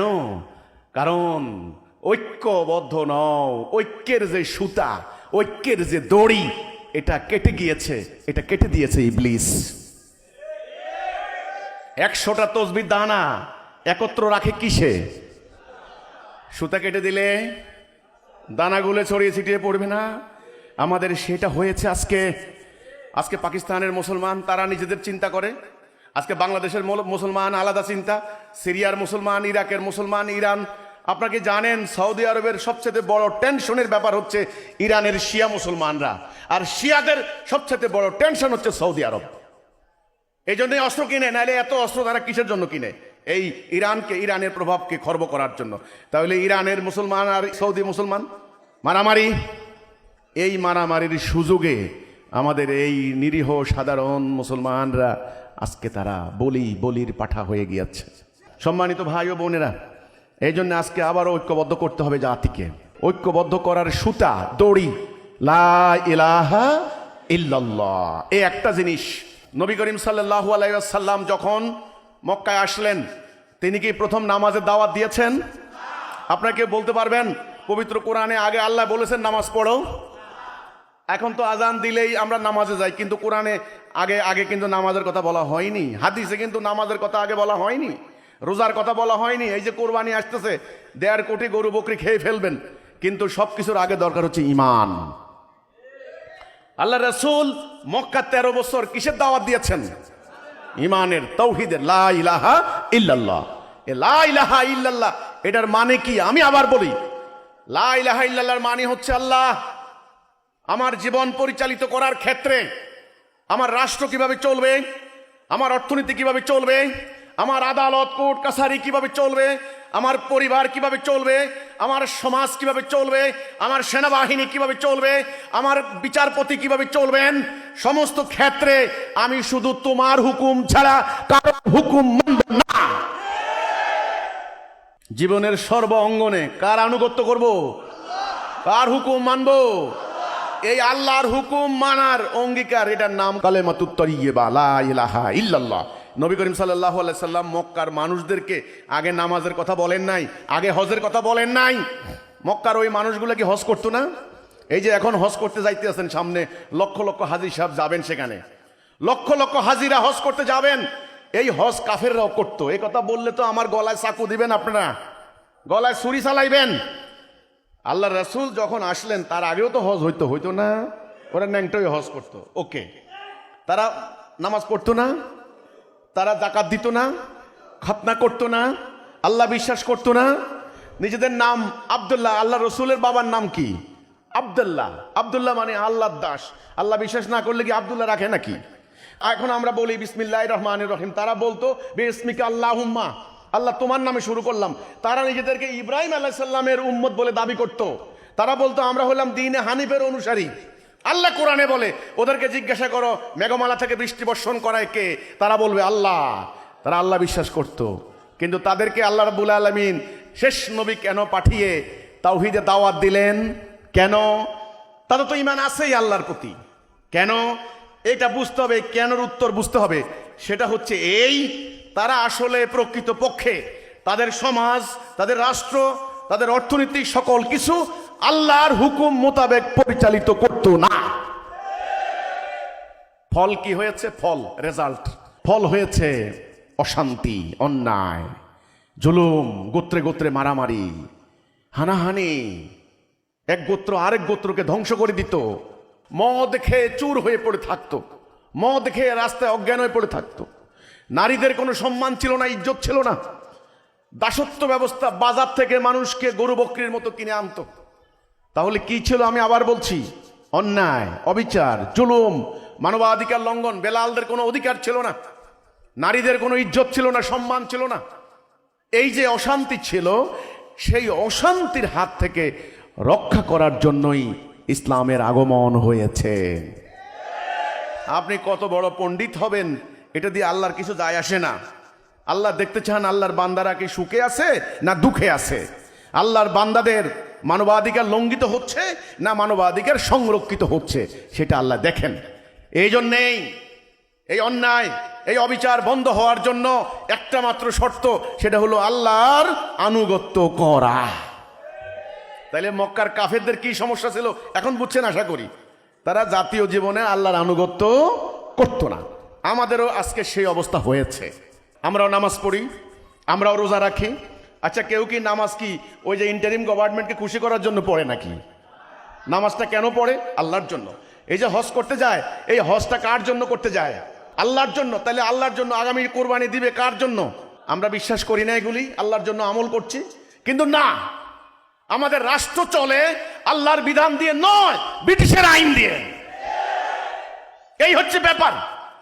ফলে আমরা ইসলাম থেকে আউট, আমরা ঈমান থেকে আউট। এটাই হলো আমাদের কথা। ঈমানের কথা হলো আপনি আল্লাহর আদেশ ছাড়া কারো আদেশ মানতে পারবেন না। এবার আমরা আল্লাহর আদেশ কেন মানবো, এটা নিয়ে আমার কথা। আকীদা বুঝতে হবে। ইসলামের তিনটা পরিভাষা, আকীদা, ঈমান, আমল। এই তিনটা কথা মনে রাখবেন।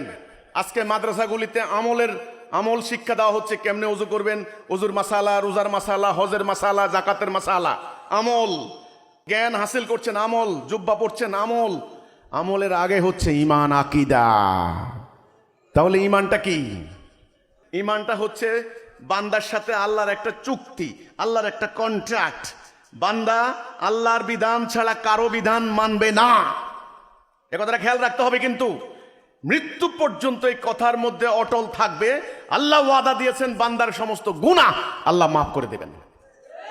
এটাই হলো লা ইলাহা ইল্লাল্লাহ। তাহলে ঈমান হচ্ছে বান্দার সাথে আল্লাহর একটা চুক্তি, একটা কন্ট্রাক্ট। আল্লাহ রাসূল বলেছেন, মান কালা লা ইলাহা ইল্লাল্লাহ ফাদা খালাল জান্নাহ। যে বলল লা ইলাহা ইল্লাল্লাহ সে জান্নাত যাবে। আপনারা কি জান্নাত যেতে চান না জাহান্নাম যেতে চান? আচ্ছা আপনারা একটা কথা বলেন তো, যারা হিন্দু আছে, ধরেন হিন্দু, খ্রিস্টান, ইয়াহুদি, আচ্ছা যত ধর্মের লোক অনুসারী, সবাই কি জাহান্নাম যেতে চায় না জান্নাত যেতে চায়? সবাই স্বর্গ, হেভেন, আমরা বলি জান্নাত, ওরা বলে স্বর্গ, হেভেন। সবাই শুনেন ফল ফলাদি খাইতে চায়, ছায়া সুনিবিড় জায়গায় থাকতে চায়, মধুর নহর, দুধের নহর, জান্নাতে যেতে চায় সবাই। আগুনে জ্বলতে চায় কেউ? নো। এখন জান্নাতে যাওয়ার জন্য রাস্তা, পথ, একটা হলো উদ্দেশ্য, একটা হলো উদ্দেশ্য হাসিলের পথ। আপনি দেখেন উদ্দেশ্য, উদ্দেশ্য হলো আমরা ঢাকায় যাব। ঢাকায় যাওয়ার জন্য পথ আছে না, সঠিক পথ। এখন আপনি যদি ঢাকার পথে না উঠে শেরপুরের দিকে রোডে উঠলেন, আপনার সময় যাবে, টাকা যাবে, শ্রম যাবে, আপনি কি গন্তব্যে পৌঁছতে পারবেন? কেন পারবেন না? রাস্তা ভুল, ভুল পথ। এই জন্যে দরকার হচ্ছে হেদায়া। দরকার কি? হেদায়া। হেদায়া মানে সঠিক পথ। এখন হেদায়াটা কি, রাস্তাটা কি, কে রাস্তা দিলেন? আল্লাহ দিলেন। আর আরেকটা রাস্তা কে বানাবে, এগুলি বোঝার জন্য আমাদেরকে একটা সংক্ষিপ্ত আলোচনা শুনতে হবে।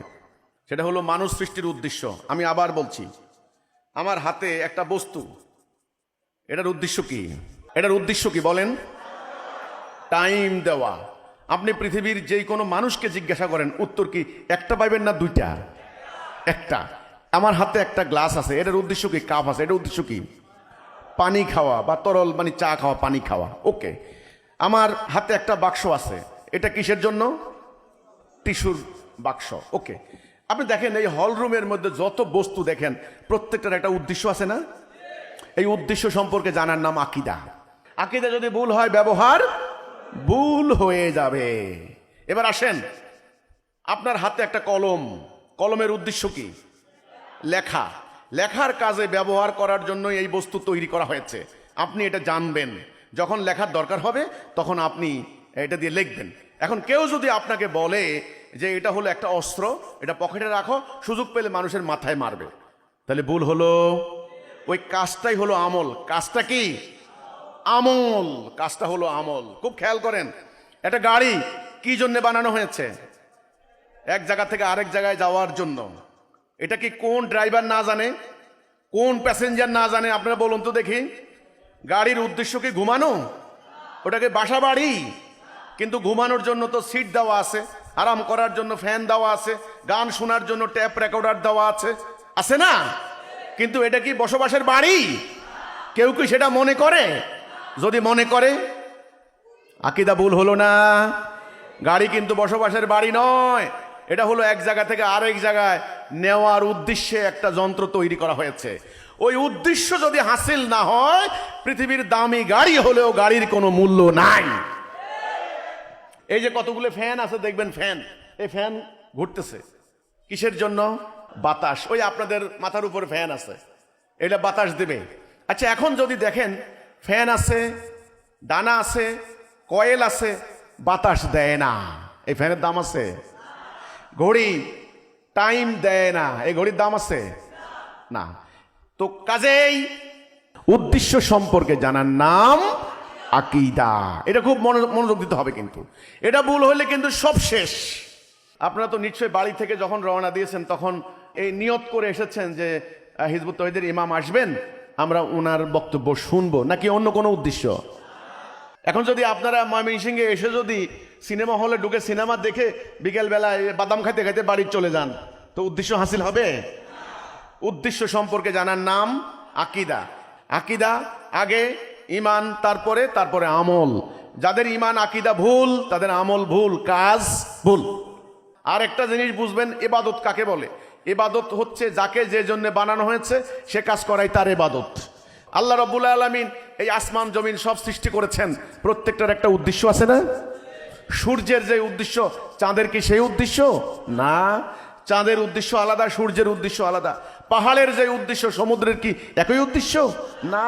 গরুর যে উদ্দেশ্য, ছাগলের কিন্তু আরেকটা উদ্দেশ্য।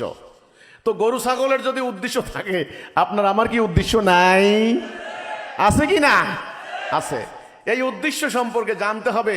আল্লাহ রাব্বুল আলামিনের এই সমস্ত সৃষ্টি অনর্থক, অহেতুক, অপ্রয়োজনীয়, খামাখা আল্লাহ সৃষ্টি করেননি। মহান উদ্দেশ্য নিয়ে তিনি সৃষ্টি করেছেন।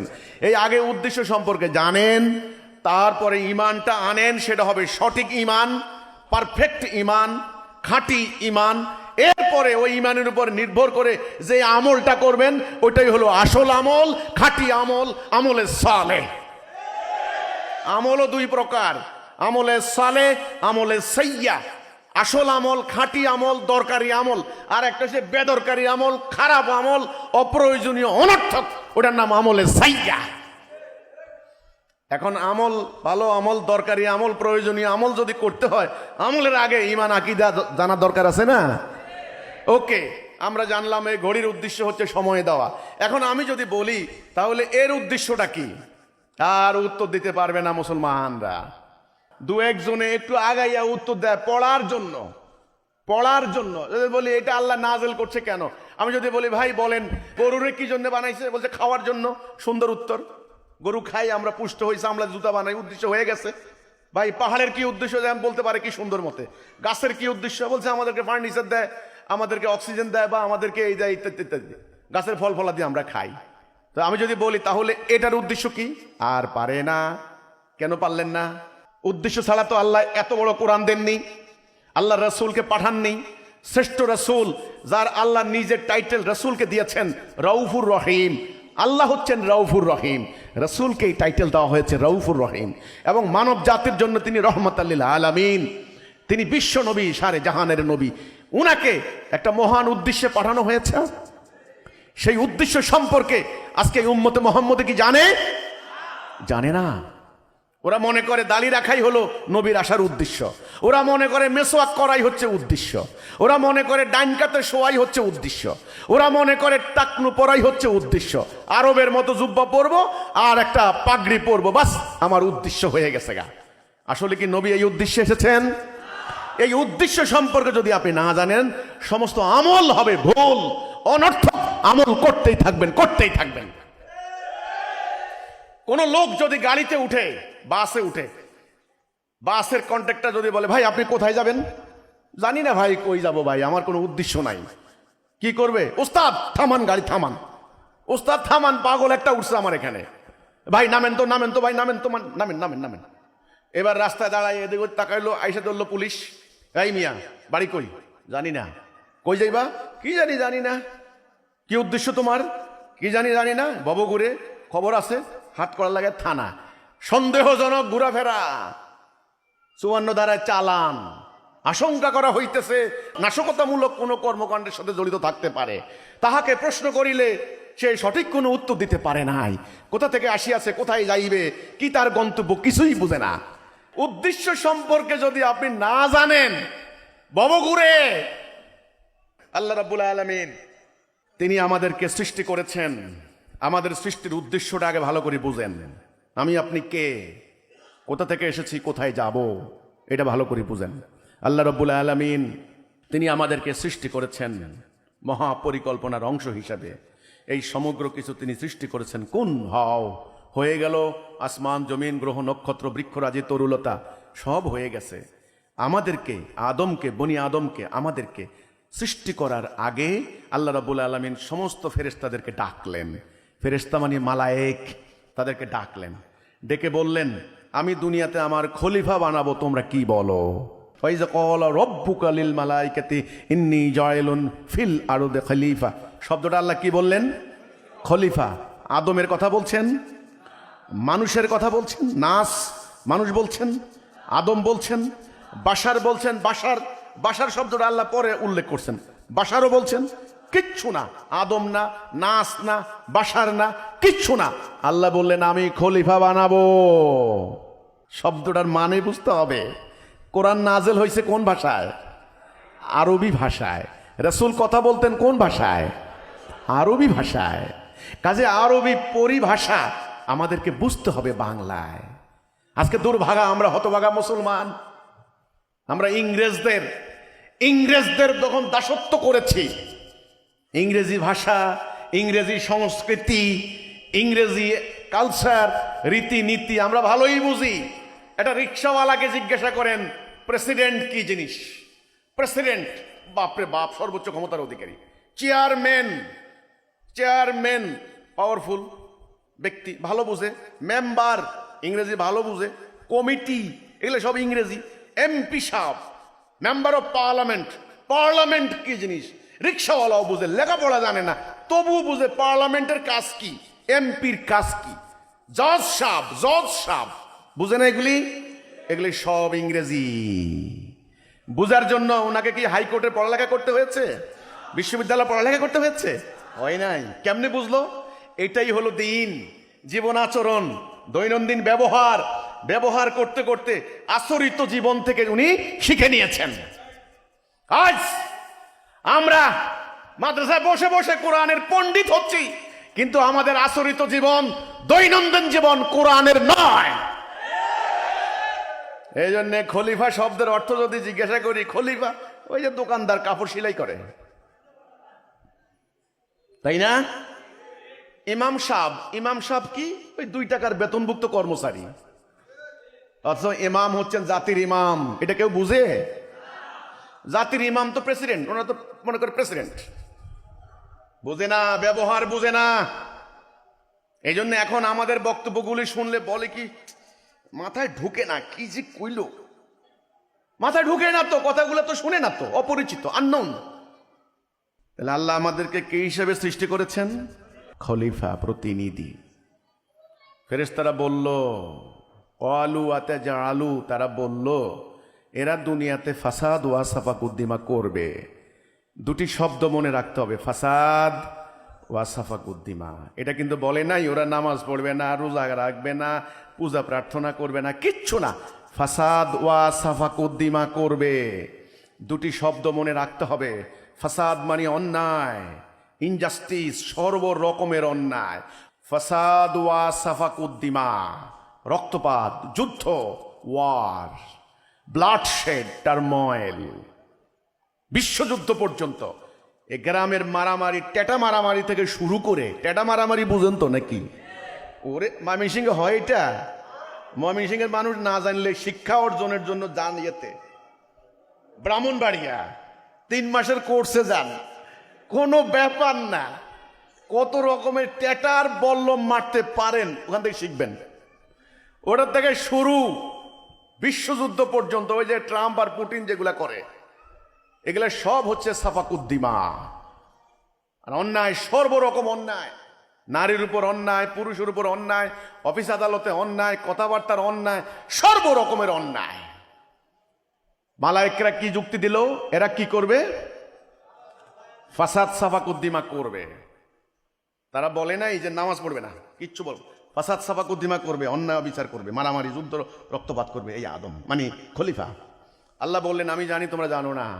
তিনি বানালেন আদমকে, বানিয়ে তিনি বললেন আমি যখন এর ভেতরে আমার রূহ ফুঁকে দেব সবাই সেজদা করবা। সেজদা মানে আনুগত্য। সেজদা মানে কি? আনুগত্য। সমস্ত ফেরেশতাদেরকে আল্লাহ নির্দেশ দিলেন সেজদা করো। সবাই সেজদা করলো, ইবলিস সেজদা করলো না। এসে গেল ইবলিস। সিনেমার ভিলেন কিন্তু হাজির, ভিলেন চলে আসছে। ভিলেনরে না চিনলে সিনেমা দেখে মজা পাইছেন নাকি কেউ কোনোদিন? নো, ইবলিস কিন্তু হাজির। আমি কিন্তু কোরআন থেকে কথা বলছি, আমি কিন্তু বানানো গল্প বলার জন্য এখানে দাঁড়াই নাই, আমার নিজের খায়েশ পূর্ণ করার জন্য এখানে দাঁড়াই নাই, ইনিয়ে বিনিয়ে মিথ্যা বানোয়াট গল্প বলার জন্য এখানে দাঁড়াই নাই, 1 ঘন্টা ওয়াজ করে 2 লক্ষ টাকা নেওয়ার জন্য আমি আসি নাই। আমি আল্লাহ রাসূলের প্রকৃত ইসলামের রূপরেখা তুলে ধরার জন্য এসেছি। কাজে আমি যখন ইসলামের কথা বলতে যাই, আমার হৃদয় আল্লাহ, আমার উপরে আল্লাহ, সমগ্র আমার অস্তিত্ব জুড়ে আল্লাহ থাকেন। আমি দুনিয়ার কোন শক্তিকে পরোয়া করে কথা বলি না ইনশাআল্লাহ। এই জন্যেই আমার কথা শোনার জন্য হৃদয়কে উন্মুক্ত করতে হবে। হৃদয়ের মধ্যে তালা লাগিয়ে থাকলে আমার কথা বুঝবেন না। আল্লাহ রাব্বুল আলামিন তিনি ইবলিসকে বললেন, ইবলিস আমি যাকে নিজ হাতে বানাইলাম তুই তাকে সেজদা করলি না কেন? ইবলিস বলে ও হচ্ছে মাটি, আমি হচ্ছে আগুন। আল্লাহ দেখলেন এটা অহংকার হয়ে গেল। আবা ওয়াস্তাকবারা ওয়া কানা মিনাল কাফিরিন। আল্লাহ বললেন অহংকার করেছে, ও কাফের হয়ে গেছে, ওকে বের করে দাও। আমরা বলি আউযু বিল্লাহি মিনাশ শাইতানির রাজিম। রাজিম মানে কি? বিতাড়িত, বহিষ্কার। ইবলিস বহিষ্কৃত হয়ে গেল। তখন ইবলিস বলে আল্লাহ আমাকে সুযোগ দাও, আমাকে অবকাশ দাও, আমি একে মানে আদমকে একে তোমার পথে থাকতে দেব না। আল্লাহ বললেন, যা তোকে অবকাশ দিলাম উত্থান দিবস পর্যন্ত, তুই তোর অশ্বারোহী পদাতিক বাহিনী দ্বারা হামলা কর, তাদের ধনে জনে শরিক হয়ে যা। তখন ইবলিস বলে, আল্লাহ তুমি দেখবে তোমার অধিকাংশ বান্দাকে আমি নিয়ে গেছি। খেয়াল করেন, আল্লাহ বলেন আমার মুখলেস বান্দার উপর তোর কোনো কর্তৃত্ব থাকবে না। বান্দা হয়ে গেল দুই প্রকার, মুখলেস বান্দা আর ইবলিসের অনুসারী বান্দা, এরা হবে অধিকাংশ। দুনিয়াতে 800 কোটি মানুষ, 200 কোটি মুসলমান। আজকে আমি আপনাদেরকে বলবো, কিছুক্ষণ পর আপনারা আমার কথা রায় দিতে হবে। আমি ওই আগের মিটিংয়েও বলেছি, এটা আদালতের মতো শুনানি চলছে, শুনানি চলছে।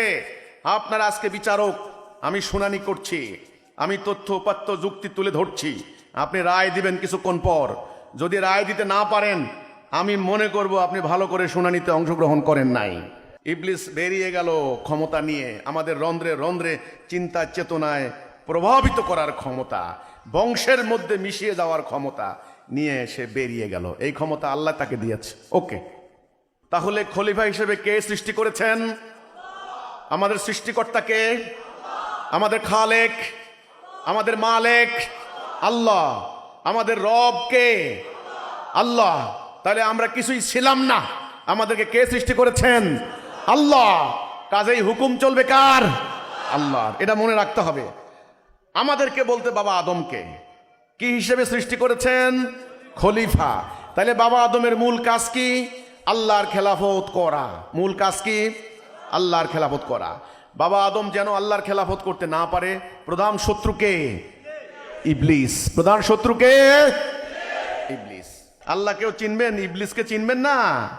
ইবলিসকেও চিনতে হবে, না হলে বলে আউযু বিল্লাহি মিনাশ শাইতানির রাজিম, বিসমিল্লাহির রহমানির রহিম। আগে তো শয়তানের থেকে পানা চাইলেন আপনারা, তারপরে না বিসমিল্লাহির রহমানির রহিম। ইবলিসকেও চিনতে হবে আল্লাহকে চিনতে হইলে। আপনি যদি সাদা বুঝতে চান, তাহলে আপনাকে কালো সম্পর্কে ধারণা থাকতে হবে। কালো যদি না বুঝেন, সাদাও বুঝবেন না। জীবনে যদি তিতা না খান, মিঠা কি জিনিস বুঝবেন না। এটা বুঝতে হবে।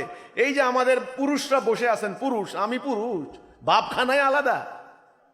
আরে নারী সৃষ্টি না করলে আপনি যে পুরুষ, আপনি বুঝতেন না জীবনে। ঠিক অন্য অন্য গাছপালার মতো, নাকি আমার কথাটা বুঝেন নাই? আর নারীরাও বুঝতে হবে আমি নারী। আরে পুরুষ সৃষ্টি না হলে আপনি যে নারী, আপনি বুঝতেনই না।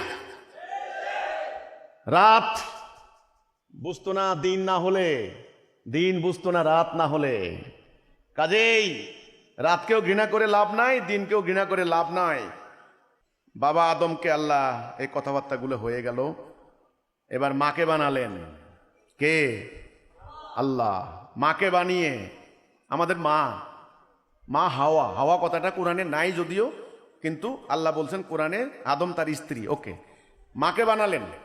মাকে বানিয়ে আল্লাহ রাব্বুল আলামিন বাবাকে বললেন, হে আদম, ইনি তোমার স্ত্রী। ইয়া আদম উসকুন আনতা ও যাওজুকাল জান্নাতা ফাকুলা মিনহা রাগাদাও আইশু শিতুমা ওয়ালা তাকরাবা হাযিহিশ শাজারাতা ফাতাকুনা মিনাজ জালিমিন। আদম, এই ইনি তোমার স্ত্রী, তোমরা স্বামী স্ত্রী দুজন, জান্নাতে থাকো, যা খুশি খাও, একটা নিষেধ, ওই গাছের নিকট যাবে না। নিষেধাজ্ঞা দিয়ে দিলেন আল্লাহ। এতক্ষণ ছিলেন আলোচনার মধ্যে বাবা আদম, তিনটা সত্তা ছিলেন আলোচনার মধ্যে। খেয়াল করছেন কিনা? আল্লাহ, বাবা আদম, ইবলিস, এ তিনটা। এখন আসলেন কে? ঘটনার মধ্যে কে ঢুকলেন? মা। এবার মা আসলেন। মা আর বাবা দুইজনে মিলে ওনাদের সংসার শুরু হলো। সংসার কিন্তু এখনো হয়নি, সংসার হয়নি, আনন্দ করতে লাগলেন। আল্লাহর মহাপরিকল্পনা চলল। একটা সময় ইবলিস ওনাদেরকে ভুলাইয়ে দিল, শয়তান ইবলিসের বাহিনী ভুলাইয়ে দিল। ওনারা এই যে গাছের নিকট যাবে না, ওনারা যাওয়ার পরে কি ঘটনা ঘটলো? হলো কি, ওনাদের লজ্জাস্থান অনাবৃত হয়ে পড়লো। আল্লাহ বললেন, আমি এটা ঢেকে রাখতে চাইছিলাম, গোপন রাখতে চাইছিলাম, কিন্তু এটা প্রকাশ হয়ে পড়লো। ওনারা তাড়াহুড়া করে জান্নাতের পাতা দ্বারা নিজেদের লজ্জাস্থান আবৃত করতে লাগলেন। তখন আল্লাহ ডাক দিয়ে বললেন, আদম কি হলো? আমি কি বলি নাই ওরা আনুগত্য করবে না, ও তোমার প্রকাশ্য শত্রু? তখন বাবা আদম তওবা করলেন, রব্বানা যালামনা আনফুসানা ওয়া ইল্লাম তাগফির লানা ওয়া তারহামনা লানাকুনান্না মিনাল খাসিরিন।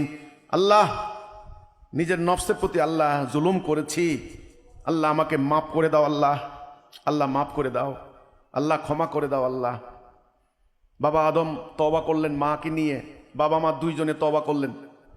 তখন আল্লাহ বললেন, ঠিক আছে ঠিক আছে আদম, এখানে থাকতে পারবে না, এখান থেকে নামিয়া যাও, ওখানে যাইয়া বংশবৃদ্ধি করো, তোমরা পরস্পর শত্রু হিসেবে নামিয়া যাও, কিছু কালের জন্য তোমাদের জীবিকা রইল। চলে আসলাম দুনিয়াতে, বাবা আদম মা, বাবা মা দুইজন সন্তান, এই বংশ বৃদ্ধি করার জন্য এই দুনিয়া। আমাদের বোনেরা, আপনাদের যখন বাচ্চা হবে, কারো যখন লেবার পেইন উঠে, প্রসব বেদনা যখন উঠে, তাড়াহুড়া করে সবাই তাকে হাসপাতালে নিয়ে যায়। বাচ্চাটা যখন দুনিয়াতে আসে, তখন ওই হাসপাতালে কি উনি থাকে? বলছে তাড়াতাড়ি আমাকে বাড়িতে নিয়ে চলো, সবাই বসে আছে, দাদা দাদি নানা নানি, সবাই মিষ্টি খাবে, আনন্দ করবে, হাসপাতালে আর থাকতে চায় না। বুঝতে হবে আজকে দুনিয়া তোমাদের পার্মানেন্ট অ্যাড্রেস নয়, স্থায়ী বাড়ি নয়। দুনিয়ার মধ্যে মোহগ্রস্ত হয়ে যাওয়ার কোনো কারণ নাই। তোমাদের আসল বাড়ি, আসল ঠিকানা জান্নাতে। শয়তান প্ররোচিত করে তোমাদেরকে জান্নাত থেকে এখানে বের করে দিয়েছে। তোমরা দুনিয়াতে এসেছো এক মহা পরিকল্পনার অংশ হিসেবে, কিছু কালের জন্য, সামান্য সময়ের জন্য, পরীক্ষা স্বরূপ। দুনিয়া তোমাদের পরীক্ষার জায়গা, পরীক্ষার হল, এটা ভোগের জায়গা নয়। এখানে পরীক্ষা হবে। কিসের পরীক্ষা? এখন সে কথাই আমি বলছি। এই দুনিয়ার সামনে এখন তোমার সামনে দুটি রাস্তা, দুটি পথ, একটা হলো ডান, একটা হলো বাম। কিয়ামত পর্যন্ত, মৃত্যু পর্যন্ত তোমার এই দুই হাতের নাম ডাইন হাত বাম হাত। ডাইন আর বাম, সত্য আর মিথ্যা, ন্যায় এবং অন্যায়। একদিকে আল্লাহ, একদিকে ইবলিস, একদিকে আল্লাহর রূহ, একদিকে ইবলিসের প্ররোচনা। সাদা কালো, সিরাতাল মুস্তাকিম, দলালা। এই পথের শেষ মাথা জান্নাত, এই পথের শেষ মাথা জাহান্নাম। এই পথে যারা থাকবে তারা মুমিন, এই পথে যারা থাকবে তারা হচ্ছে কাফের। এটা হচ্ছে হিদায়াহ, এটা হচ্ছে দলালা। তুমি আমি মাঝখানে, মধ্যখানে আমাদেরকে স্বাধীনতা দেওয়া হয়েছে। আমরা আল্লাহ দেখতে চান, আল্লাহর এই অসীম নিয়ামত পেয়ে, চিন্তা শক্তি পেয়ে, দৃষ্টি শক্তি পেয়ে, জ্ঞান পেয়ে, সমস্ত সৃষ্টির সার্ভিস পেয়ে আমি কি অকৃতজ্ঞের মতো ডান দিকে যাই নাকি বাম দিকে যাই? আমি কি আল্লাহর আনুগত্য করি নাকি ইবলিসের আনুগত্য করি? এটার উপরে নির্ভর করবে আমি কি সৌভাগ্যের অধিকারী হব না দুর্ভাগা, আমি কি জান্নাতি নাকি জাহান্নামী। আমাদের সামনে রাস্তা কয়টা? এটার নাম সিরাতাল মুস্তাকিম। এটা কে দিয়েছেন? এটার নাম হেদায়াহ। এই রাস্তা চলতে চলতে শেষ মাথা কোথায়? জান্নাত। আর এই বাঁকা রাস্তা কে তৈরি করবে? ইবলিস। এই রাস্তায় টানতে টানতে কোথায় নিয়ে যাবে? জাহান্নাম। আমাদের সৃষ্টি করেছেন কে? আল্লাহ। খাওয়াচ্ছেন কে? করুণা দিয়ে বাঁচিয়ে রেখেছেন কে? আল্লাহ। মৃত্যুর পর কার কাছে যাব আমরা? আল্লাহর কাছে। ইন্না লিল্লাহি ওয়া ইন্না ইলাইহি রাজিউন। কার কাছে যাব? নাকি ডোনাল্ড ট্রাম্পের কাছে যাবেন? লাশ কি ট্রাম্পের বাড়িতে দিয়ে আসবে? নো, যাবেন আল্লাহর কাছে। এই জন্য এখন বলেন, এখন আমাদের উচিত কি ডান দিকে চলা নাকি বাম দিকে চলা? আমাদের উচিত কি হবে? আমরা কি আল্লাহর আনুগত্য করা না ইবলিসের আনুগত্য করা? আল্লাহর হুকুম মানা নাকি ইবলিসের হুকুম মানা? এই আল্লাহর হুকুম যেন আমরা মানতে পারি, সেটার জন্যই যুগে যুগে আল্লাহ রাব্বুল আলামিন এই একটি বাক্য দিয়ে সকল নবীকে পাঠিয়েছেন। সেই বাক্যের নাম হলো লা ইলাহা ইল্লাল্লাহ। লা ইলাহ, লা মানি মানি না। কাকে মানি না? আল্লাহর ব্যতীত, আল্লাহর বিপরীত যত আইন বিধান হুকুম আছে, এটার নাম গায়রুল্লাহ, এটার নাম তাগুত। আমি এই গায়রুল্লাহকে অস্বীকার করলাম। লা ইলাহা ইল্লাল্লাহ, একমাত্র এলাহ আল্লাহকে মেনে নিলাম। এই সিদ্ধান্ত নেওয়ার সাথে সাথে আপনি সিরাতুল মুস্তাকিমে রওনা দিলেন। আল্লাহ যুগে যুগে দিন পাঠালেন মানব জাতিকে। আমি তো শপথ নিলাম লা ইলাহা ইল্লাল্লাহ, আল্লাহ তোমার বিধান ছাড়া কারো বিধান মানবো না। এটা হলো একটা শপথ, এটা হলো একটা কন্ট্রাক্ট। বিধান তো লাগবে তো নাকি? হুকুম আহকাম সম্বলিত এই বিধান আল্লাহ রাব্বুল আলামিন নবীকে পাঠিয়েছেন। অনেক আগের নবী, যেমন তাওরাত পাঠানো হয়েছে, ইঞ্জিল পাঠানো হয়েছে, জাবুর পাঠানো হয়েছে, অনেক নবী আসছেন। শেষ নবীকে পাঠানো হয়েছেন এই কিতাব দিয়ে। এটা হলো লা ইলাহা ইল্লাল্লাহর উপরে তৈরি করা একটা জীবন বিধান। এটা কে পাঠিয়েছেন? আল্লাহ। এখানে হারাম হালাল, জায়েজ না জায়েজ, বৈধ অবৈধ, এই মানদণ্ড কে দিয়েছেন? আল্লাহ। ওই যে আমরা গোড়ায় বলেছি, আল্লাহ তোমার বিধান ছাড়া কারো বিধান মানবো না। এখন আপনি ধরেন বাংলাদেশে আইসা আপনি যদি বাংলাদেশে বলেন যে আমি ভারতের আইন ছাড়া কারো আইন মানবো না, তাহলে ভারতের সংবিধান লাগবে না আপনার? আপনি যদি বলেন বাংলাদেশ সরকারের আইন ছাড়া কারো আইন মানবো না, তাহলে বাংলাদেশের সংবিধান লাগবে না আপনার? এই ওই সংবিধানে লেখা আছে কোনটা করবেন, কোনটা করবেন না, কোনটা পারবেন, আপনার কি অধিকার, আপনার স্ত্রীর কি অধিকার, আপনি কি করলে কি শাস্তি হবে, সংবিধানে পুরাই লেখা থাকবে। আগে আপনাকে সিদ্ধান্ত নিতে হবে আপনি কারটা মানবেন। এই সিদ্ধান্ত নেওয়ার নাম ঈমান, সিদ্ধান্ত নেওয়ার নাম তাওহীদ, সিদ্ধান্ত নেওয়ার নাম হেদায়াহ। আশা করি রাস্তা দুটো পরিষ্কার হয়ে গেল। এখন আপনারা রায় দেন। এতক্ষণ আমি শুনানি করলাম, সেটা কি? সেটা হলো পুরো মানব জাতি, একেবারে মুসলমান সহ সামগ্রিকভাবে আমরা কি হেদায়েতে আসি না দলালাতে চলে গিয়েছি? আমরা কি সমগ্র দুনিয়াময় আল্লাহর খেলাফত করছি না ইবলিসের খেলাফত করছি? আল্লাহর আইন মানছি না ইবলিসের আইন মানছি? বাস, এই কারণে দুনিয়াতে এত অশান্তি। এই অশান্তি তারা বন্ধ করতে পারবে না। এখন এই মানব জাতি এই ভুল পথে, কেউ মন্দিরে, কেউ গির্জায়, কেউ প্যাগোডায়, কেউ মসজিদে, সবাই চাচ্ছে আল্লাহ ভগবানকে পাওয়ার জন্য। পাবে না, ওই রাস্তাটাই তাদেরকে জাহান্নাম নিয়ে যাবে। এই রাস্তার সন্ধান ছিল না আমাদের সামনে। আজ আল্লাহর দয়ায়, আল্লাহর করুণায়, আল্লাহর এক প্রিয় বান্দা, আমাদের আন্দোলনের প্রতিষ্ঠাতা ইমামুজ্জামান, টাঙ্গাইলের ঐতিহ্যবাহী পন্নী পরিবারের উত্তরসূরি জনাব মোহাম্মদ বাইজিদ খান পন্নী, উনার এই যে উনার ছবি আছে আপনারা দেখেন, এই যে উনার ফটো, উনি আজকে দুনিয়াতে বেঁচে নাই। 2012 সালে তিনি ইন্তেকাল করেছেন। উনার মাধ্যমে, উনার উসিলায় এই সত্য সিরাতুল মুস্তাকিমের সন্ধান আমরা পেয়েছি। এটা আমাদের জানা ছিল না। আমি আজকে যে কথাগুলি দাঁড়িয়ে বলছি, কথাগুলি বলার হিম্মত আমার ছিল না। আল্লাহ করুণা করে, দয়া করে এই সিরাতুল মুস্তাকিম আমাদেরকে সন্ধান দিলেন। আজ ময়মনসিংহের ভাইদের সামনে আমি এই সত্য তুলে ধরার জন্য দাঁড়িয়েছি।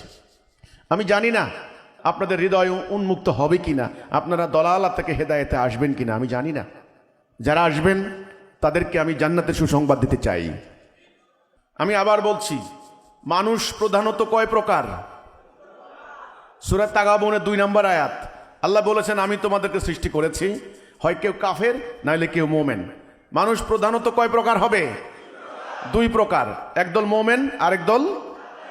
যত দল করেন না কেন করেন আপনারা, এই যে এবারেও কিন্তু সরকার যখন বলছে রাজনৈতিক দলের নিবন্ধন, আমার মনে হয় অন্তত 40টা নতুন দলের আত্মপ্রকাশ করছে। করেন, দল করেন, আল্লাহর কাছে ওইসব দলের কোনো হিসাব নেই। সবগুলা মিলে একত্রে বস্তা বইরা সব জাহান্নাম। ঘরের ময়লা যত আছে, টুকরা, জুতার টুকরা, এই যে কাগজের টুকরা ময়লা, এই ময়লাগুলারে ঝাড়ু দিয়ে আপনারা একত্রিত করে একটা ঢোকান না এক জায়গায়, এদিক থেকে ওদিক থেকে এদিক থেকে আইনা সব ময়লা এক জায়গায়।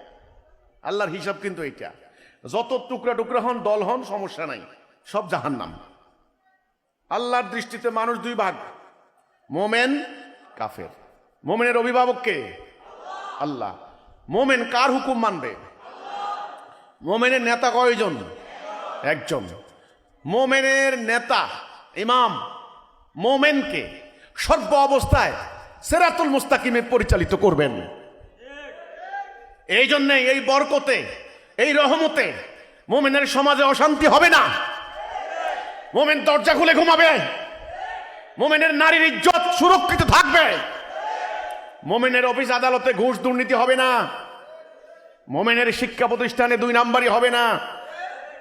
এটা হলো আল্লাহর হুকুম মানার বরকত। এবার আমাদের জীবন পরিচালিত করার জন্য যে বিধান, এটার নাম দিন। এটার নাম কি? দিন। দিন কয় প্রকার? দিনও 2 প্রকার। একটা হলো আল্লাহর দেওয়া দিন, একটা হচ্ছে মানুষের তৈরি করা দিন। এই হচ্ছে আল্লাহর দেওয়া দিন। এখন আপনারা বলেন, দ্বিতীয় শুনানি, আমাদের রাষ্ট্র সমাজ চলে কার দিন মোতাবেক?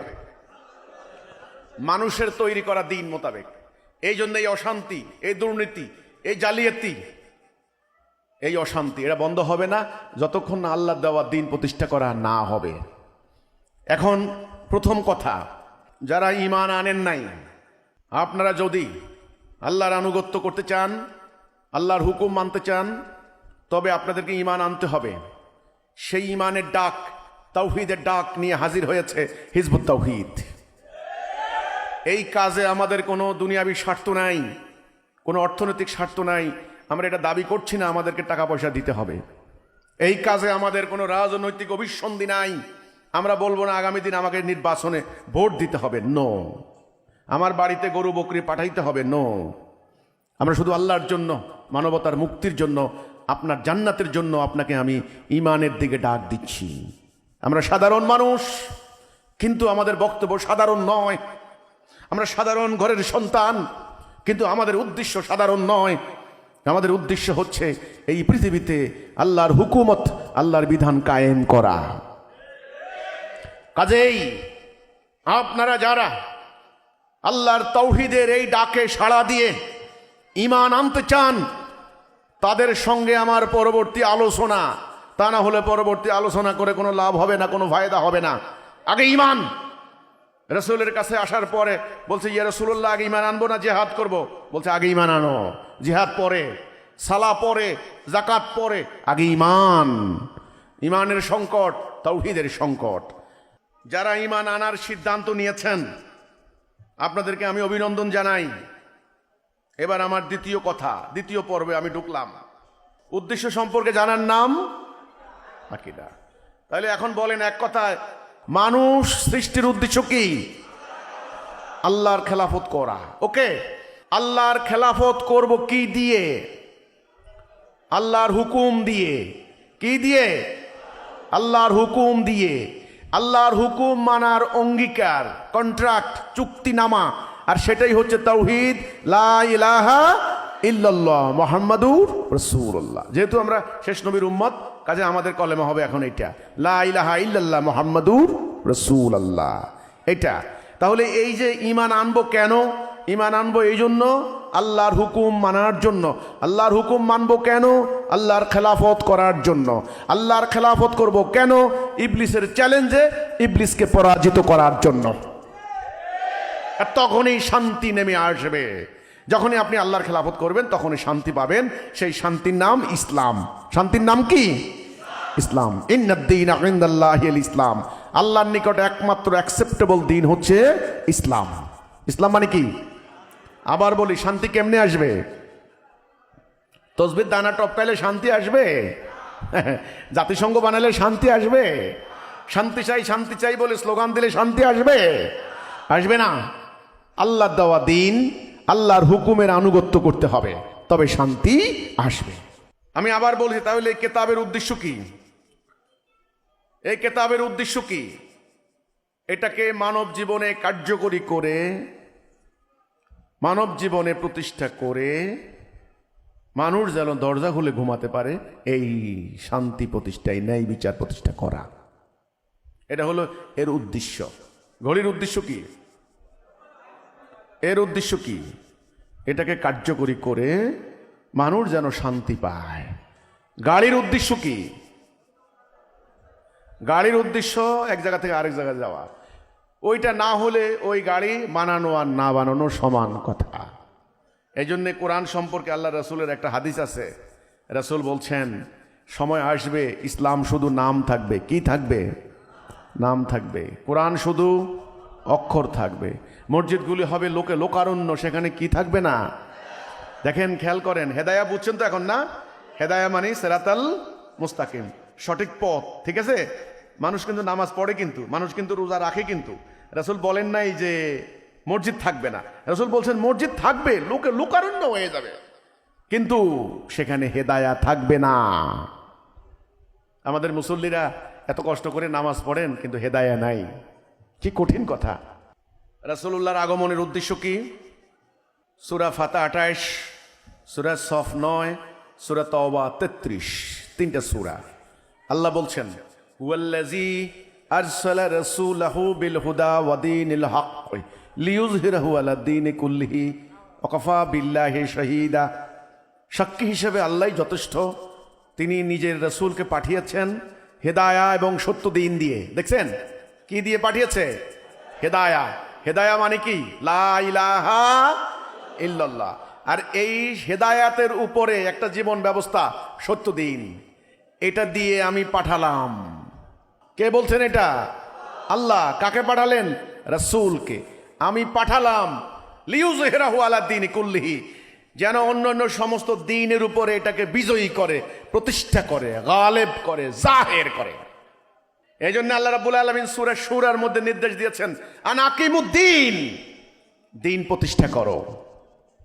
দ্বীন, আবার বলছি, দ্বীন মানে জীবন ব্যবস্থা। দ্বীন মানে কি? জীবন ব্যবস্থা। এটা হতে পারে দুই প্রকার। হতে পারে কয় প্রকার? দুই প্রকার। একটা আল্লাহ দেওয়া, এটা মানুষের তৈরি করা। আল্লাহ এটা দিয়েছেন রাসূলকে, রাসূলকে দিয়ে নির্দেশ দিয়েছেন এটা প্রতিষ্ঠা করো। একটা গাড়ি আপনাকে আমি উপহার দিলাম, আপনাকে দিয়ে বললাম এবার তুমি গন্তব্যে যাও। এখন আপনি যদি গাড়ি পেয়ে গ্যারেজে রেখে প্রতিদিন খালি ধোয়া মোছা করেন, গন্তব্যে না যান, এই গাড়ি দেওয়া না দেওয়া এক কথা হলো না? কিন্তু রাসূল পাক সাল্লাল্লাহু আলাইহি সাল্লাম আল্লাহর পক্ষ থেকে এই দিনটা পাওয়ার পর তিনি একটা রাতের জন্য আরামে ঘুমাতে পারছিলেন? তিনি শুরু করলেন সংগ্রাম, লড়াই, দিন প্রতিষ্ঠার সংগ্রাম। মক্কার কাফেরদের সাথে ওনার যুদ্ধ মারামারির কোনো কারণ ছিল না, ওনার শত্রুতার কোনো কারণ ছিল না। উনি বলেছেন এই কথাটুকু, তোমাদেরকে আল্লাহর দিন মানতে হবে, আল্লাহর হুকুম মানতে হবে। তারা বলেছিল আমরা আল্লাহর হুকুম মানবো না, আমরা আমাদের বাপদাদা যেমনি চলছে আমরা অমনি চলবো। এই তো সমস্যাটা নাকি? আল্লাহর দিন প্রতিষ্ঠা করার জন্য প্রক্রিয়া কি হবে, তরিকা কি হবে, আল্লাহ কোরআনে বলে দিলেন জিহাদ এবং কিতাল, সংগ্রাম, লড়াই, যুদ্ধ, সংগ্রাম, এটার নাম জিহাদ। আটমোস্ট স্ট্রাগল, এফোর্ট, প্রচেষ্টা, প্রচেষ্টা, সর্বরকম প্রচেষ্টা। এরপরে হচ্ছে যুদ্ধ, এটার নাম জিহাদ, কিতাল। এটা হলো দিন প্রতিষ্ঠার প্রক্রিয়া, তরিকা। প্রথমে হলো দিন, তারপরে দিন প্রতিষ্ঠা। এই প্রতিষ্ঠা কেমনে হবে, কিভাবে হবে, সমগ্র রাসূলুল্লাহর পুরো জীবনী আপনি দেখেন। দিন প্রতিষ্ঠার লড়াই, দিন প্রতিষ্ঠার সংগ্রাম, এর বাহিরে কিছু নাই। এবার দিন প্রতিষ্ঠা করার ওই লক্ষ্য নিয়ে তিনি একটা উম্মাহ তৈরি করলেন। সেই উম্মার নাম কি? উম্মতে মুহাম্মদী। সেই উম্মার নাম কি? উম্মতে মুহাম্মদী। উম্মতে মুহাম্মদীকে তিনি কি মাদ্রাসায় ঢুকাইয়া কি আরবি নাউসরফ শিক্ষা দেওয়া শুরু করছেন? বড় বড় বই পড়াইয়া পাণ্ডিত্য শুরু করছেন? নো। এই উম্মতে মুহাম্মদীকে তিনি কঠোর ডিসিপ্লিন শিক্ষা দেওয়া শুরু করলেন। এটার নাম সামরিক ডিসিপ্লিন, মিলিটারি ডিসিপ্লিন। তারপরে তিনি তাদেরকে যুদ্ধবিদ্যা শেখালেন, তিনি তাদেরকে ঐক্যবদ্ধতা শেখালেন, তিনি তাদেরকে শিরিক কুফরের বিরুদ্ধে আলাদা করলেন। শিরিক কোনটা, কুফর কোনটা, ইমান কোনটা, তাগুত কোনটা, আল্লাহর হুকুম কোনটা, তিনি তাদেরকে স্পষ্ট জ্ঞান দান করলেন। ওই যাক্কিহিম ওয়া ইউআল্লিমুহুমুল কিতাব, ওইটা আল্লাহ বললেন। তাদেরকে সুসংবাদ দিলেন, তাদেরকে সাবধান করলেন। সেটা আল্লাহ শাহিদুম মুবাশশিরুম ওয়া নাযীরা ওয়া দাঈলুল্লাহি বিইযনিহি ওয়া সিরাজুম মুনীরা। উজ্জ্বল আলোকবর্তিকা হয়ে তিনি আবির্ভূত হলেন। তিনি রাহমাতুল লিল আলামিন। একটা উম্মাহ তৈরি করলেন, একটা জাতি তৈরি করলেন। যেই কোনো বড় লক্ষ্য অর্জন করার জন্য একটা বাহিনী লাগে, একটা দল লাগে। সে বাহিনীর নাম আল্লাহ দিলেন উম্মাহ।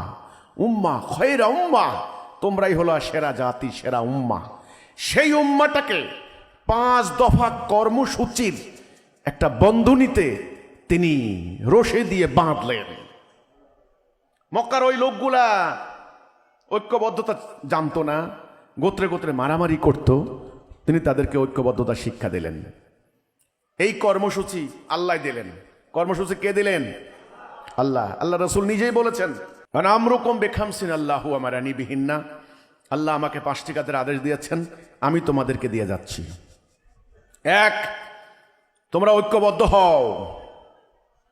ঐক্যবদ্ধ, ঐক্য অনৈক্যের উপরে শক্তিশালী। ঐক্যবদ্ধ হওয়ার নমুনা কি সেটা আল্লাহ কোরআনে বলে দিয়েছেন। সাফফান কাআন্নাহুম বুনিয়ানুম মারসুস, সীসা গলানো প্রাচীরের ন্যায় ঐক্য। কাঠের ঐক্য না, বাঁশের ঐক্য না, সীসার মতো ঐক্য। 1 নাম্বারটা কি? ঐক্য। কোন কথার উপরে ঐক্যবদ্ধ হব? কোন কথার উপরে? লা ইলাহা ইল্লাল্লাহ মুহাম্মাদুর রাসূলুল্লাহ। এই কথার উপরে ঐক্য। যখন ঐক্যবদ্ধ আমরা হয়ে গেলাম তখন হবো আমরা ভাই ভাই। আমরা কি ভাই ভাই। কেমন ঐক্য? সীসা গলানো প্রাচীরের ন্যায় ঐক্য। 2 নম্বরে ডিসিপ্লিন, 3 নম্বরে আনুগত্য। একজন নেতার আনুগত্য করতে হবে। এক একজন এক এক দিকে ডাকলে হবে না। নেতা হবেন কয়জন? একজন। নেতা হবেন একজন, তার শর্তহীন প্রশ্নহীন দ্বিধাহীন আনুগত্য করতে হবে। 4 নম্বরে হিজরত। হিজরত মানে হিজরান থেকে আলাদা। যারা তাওহীদে নাই তারা, আর যারা তাওহীদে আসবে তারা একসঙ্গে ইবাদত করতে পারে না, তারা আলাদা হয়ে যাবে। হিজরত 4 নম্বর। এই 4টি শর্ত যারা পূরণ করবে, ঐক্য, শৃঙ্খলা, আনুগত্য, হিজরত, এই 4টি শর্ত যারা পূরণ করবে তারা জিহাদ করবে। জিহাদ ফি সাবিলিল্লাহ। জেহাদ হবে আল্লাহর রাস্তায়। ওই জেহাদ মানে অন্যের সম্পত্তি লুণ্ঠন না। জেহাদ মানে মব সৃষ্টি করা না। জেহাদ মানে কথা নাই বার্তা নাই, মানুষের মাজারে হামলা করে লুটপাট করে আগুন দিয়ে গরু বকরি লুটপাট করে আনা না। জেহাদের একটা উদ্দেশ্য আছে, পবিত্র উদ্দেশ্য। জেহাদ হবে শুধু আল্লাহর জন্য, আল্লাহর দ্বীন প্রতিষ্ঠা করার জন্য। ওখানে দুনিয়াবি কোনো স্বার্থ থাকবে না। নো, একটা ইটের টুকরার আশাও থাকবে না। এটার নাম জিহাদ। তাহলে 5 দফা কর্মসূচির শেষ দফাটা কি? জিহাদ যারা করবে তারা মুজাহিদ। রাসূল এবং সাহাবীরা ছিলেন মোমেন মুজাহিদ। কথা পরিষ্কার হলো কিনা? এই 5 দফা কর্মসূচি হলো উম্মার দ্বীন প্রতিষ্ঠার কর্মসূচি, উম্মার শ্রেষ্ঠত্বের কর্মসূচি, উম্মার শত্রুর বিরুদ্ধে লড়াই করে শ্রেষ্ঠত্ব অর্জন করার কর্মসূচি। আল্লাহ রাসূল বললেন, এই কর্মসূচি থেকে যারা আধাত সরে যাবে তাদের গলা থেকে ইসলামের রশি খুলে যাবে। তারা জাহান্নামে জ্বালানি পাথর। নামাজ পড়লেও রোজা রাখলেও তারা জাহান্নামে জ্বালানি পাথর। আলহামদুলিল্লাহ, আল্লাহ দেওয়া এই কর্মসূচি আল্লাহ আমাদের মহামান্য ইমামুজ্জামানকে দান করেছেন। এই কর্মসূচি আলোকে হিজবুত তাওহীদ আন্দোলন চালিয়ে যাচ্ছে।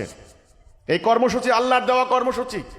আপনি রাসূলুল্লাহর পুরো জীবনী দেখেন, এই কর্মসূচির প্রতিফলন দেখতে পাবেন। এই কর্মসূচির বাহিরে কোনো কার্যক্রম নাই। এটা হলো রাসূলুল্লাহর সুন্নাহ। রাসূল বলেছেন, মান তারাকা সুন্নাতে ফালাইসা মিন্নি, যে আমার এই সুন্নাহ ত্যাগ করলো সে আমার কেউ নয়। এটা কোন সুন্নাহ? কোন সুন্নাহ? খেয়ে না খেয়ে পেটে পাথর বেঁধে শত্রুর আঘাতে আঘাতে জর্জরিত হয়ে আল্লাহর দ্বীন প্রতিষ্ঠার লড়াইয়ের সুন্নাহ। এটা সেই সুন্নাহ, ওই মিষ্টি খাওয়া নয়। পাথরে পাথরে নিজের মস্তক, নিজের দান মোবারক শহীদ হওয়ার সুন্নাহ। এটা সুন্নাহ, সেই সুন্নাহ। ওই পকেটের মধ্যে তসবির দানা নয়, কোমরে তলোয়ার নিয়ে হাঁটা, এটা সেই সুন্নাহ। এটা সেই সুন্নাহ।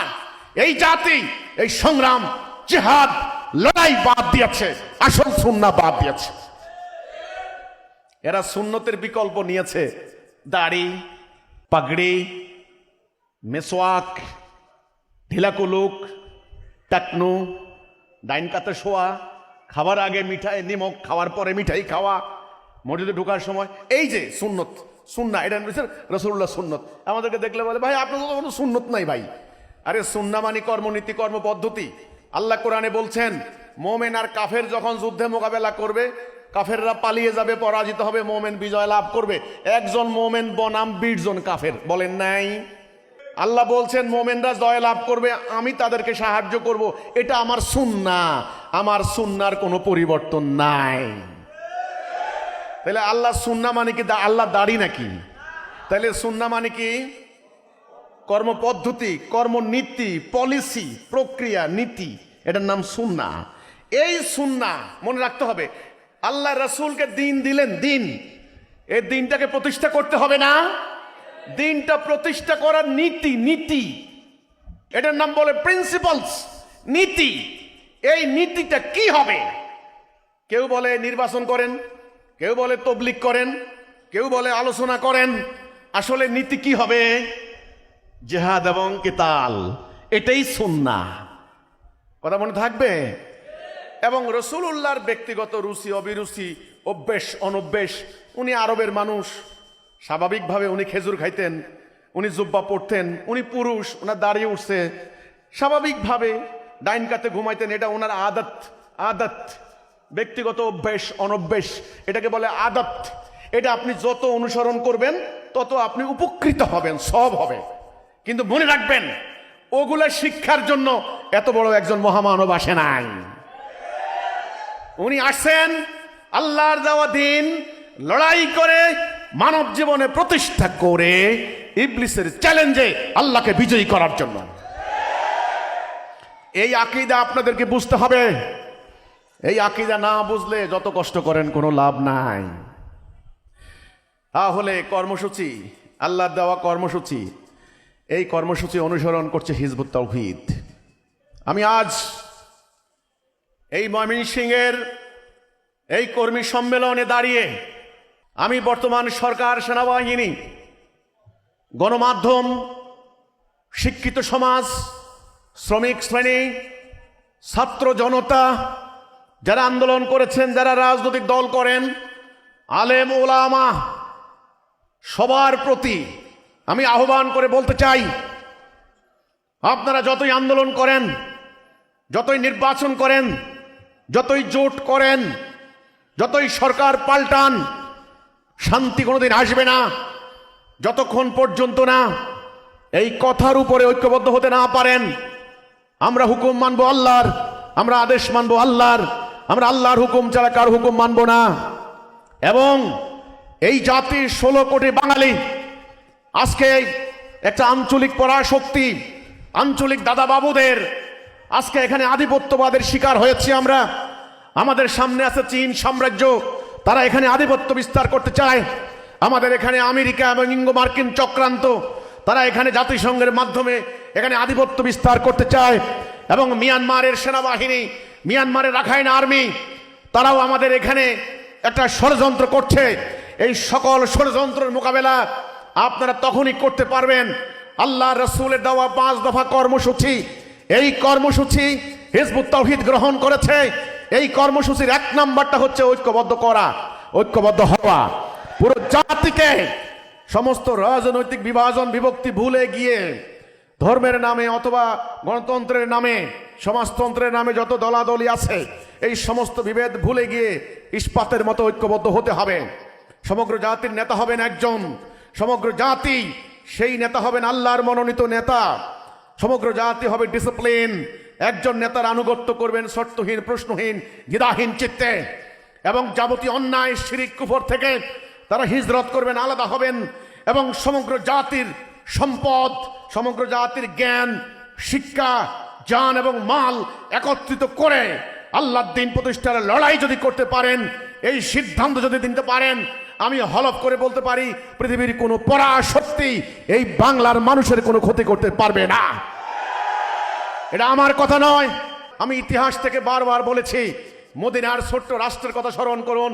যেই মদিনার রাষ্ট্রে নবী করিম সাল্লাল্লাহু আলাইহি সাল্লাম আসলেন, মাত্র কয়েকশো সাহাবী, ওনার লক্ষ লক্ষ ছিল না, অস্ত্র ছিল না সেরকম, পেটে ভাত ছিল না, বিরাট আর্মি সেনাবাহিনী ছিল না। কিন্তু আপনারা জানেন আরবের সমস্ত শক্তি একত্রিত হয়ে সেদিন নতুন মদিনা রাষ্ট্রকে ধ্বংস করে দেওয়ার জন্য তারা একত্রিত হয়েছে। একটা যুদ্ধের নাম আহজাব, সম্মিলিত বাহিনী হামলা করেছে। কিন্তু সেদিন রাসূলুল্লাহর নেতৃত্বে আল্লাহর উপর ভরসা করে মুমিনরা পেটে পাথর বেঁধেছেন, খেয়ে না খেয়ে, ট্রেন্স খুঁড়ে তারা সেদিন মদিনাকে রক্ষার জন্য দাঁড়িয়েছেন। ইতিহাস প্রমাণ করে আরবের সম্মিলিত বাহিনী সেদিন পরাজিত হয়েছেন। আমি আবারও বলতে চাই, হিজবুত তাওহীদ আন্দোলন এই মহা সত্য নিয়ে আপনাদের সামনে আবার হাজির হয়েছে। আমরা বলেছি এই বাংলাদেশ আমাদের প্রিয় জন্মভূমি বাংলাদেশ। আল্লাহ রাব্বুল আলামিনের ইচ্ছার বাহিরে কোনো কিছু হয়নি, তার পরিকল্পনার বাহিরে কোনো কিছু হয়নি। আল্লাহ রাব্বুল আলামিন আমাদের মতো মানুষকে আমেরিকায় পাঠাতে পারতেন, সৌদি আরবে পাঠাতে পারতেন, জার্মানিতে পাঠাতে পারতেন, আজ আমরা হতাম জার্মান নাগরিক। কিন্তু আল্লাহ আমাদেরকে পাঠিয়েছেন এই সুজলা সুফলা শস্য শ্যামলা এই বাংলার মাটিতে। এই বাংলার মাটিতে আমাদের পূর্বপুরুষের অস্থি মজ্জা মিশে আছে, তারা এই মাটির সঙ্গে মিশে গিয়েছেন।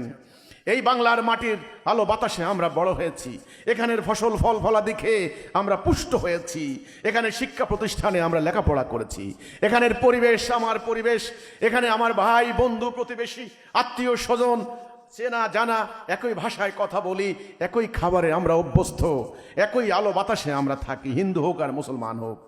এই বাংলাকে নিয়ে, এই বাংলাদেশকে নিয়ে যখন ষড়যন্ত্র হচ্ছে, তখনও আমাদেরও দায় দায়িত্ব রয়েছে। আমরা এই জন্য হিজবুত তাওহীদ আল্লাহর উপরে ভরসা নিয়ে, আমাদের লক্ষ লক্ষ বাহিনী নাই, আমরা জানি আমাদের ওই রকম অর্থ নাই, কোটি কোটি টাকা নাই। টাকা থাকবো কোথা থেকে, যেই দেশের লক্ষ লক্ষ কোটি টাকা গত 55 বছরে লুটপাট করা হয়েছে, থাকবে কোথা থেকে? নাই।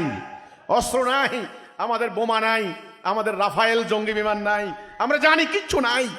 কিন্তু আমাদের আছেন আল্লাহ রাব্বুল আলামিন। আমাদের কে আছেন? তিনি বলেছেন, ওয়ালা তাহিনু ওয়ালা তাহজানু ওয়া আনতুমুল আ'লাউনা ইন কুনতুম মুমিনিন। তোমরা হতাশ হয়ো না, নিরাশ হয়ো না, তোমরা বিজয়ী হবে যদি তোমরা মুমিন হও। তিনি বলেছেন, ওয়া কানা হাক্কান আলাইনা নাসরুল মুমিনিন। মুমিনদেরকে রক্ষা করা আমার ওয়াদা, আমার হক। তিনি বলেছেন, যারা ঈমান আনবে, আমলে সালেহ করবে, তাদেরকে দুনিয়াতে খেলাফত দেওয়া হবে, লা ইয়াস্তাকরিফান্নাহুম ফিল আরদ।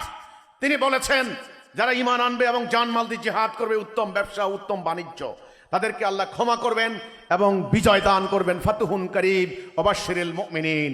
তিনি বলেছেন, তোমরা যদি মুমিন হও, আমার 5000 মালায়েক তোমাদের জন্য প্রস্তুত থাকবে। একজন মুমিন 20 জন কাফের, তাও আমার মুমিনকে পরাজিত করতে পারবে না। আল্লাহর এই কথার উপরে আমাদেরকে ঈমান আনতে হবে, বিশ্বাস করতে হবে। কিন্তু শর্ত, ইবলিসের আনুগত্য করা যাবে না। শর্তহীন, প্রশ্নহীন, দ্বিধাহীন চিত্তে আল্লাহর প্রতি ঈমান আনতে হবে, বলতে হবে লা ইলাহা ইল্লাল্লাহ। হুকুম মানব কার? আনুগত্য করব কার? বিধান মানব কার? আল্লাহর। আমরা তওবা করে এখন থেকে যদি আল্লাহর আনুগত্য করার জন্য একজন আল্লাহর মনোনীত নেতার নেতৃত্বে আমরা যদি জানমাল দেওয়ার জন্য বেরিয়ে পড়ি, ইনশাআল্লাহ আমেরিকা, চীন, ভারত, রাশিয়া, কোন পরাশক্তি এই বাংলার মাটিতে আঁচড় দিতে পারবে না, কামড় দিতে পারবে না। কামড় দেবে, দাঁত ভেঙে যাবে, দাঁত ভেঙে যাবে।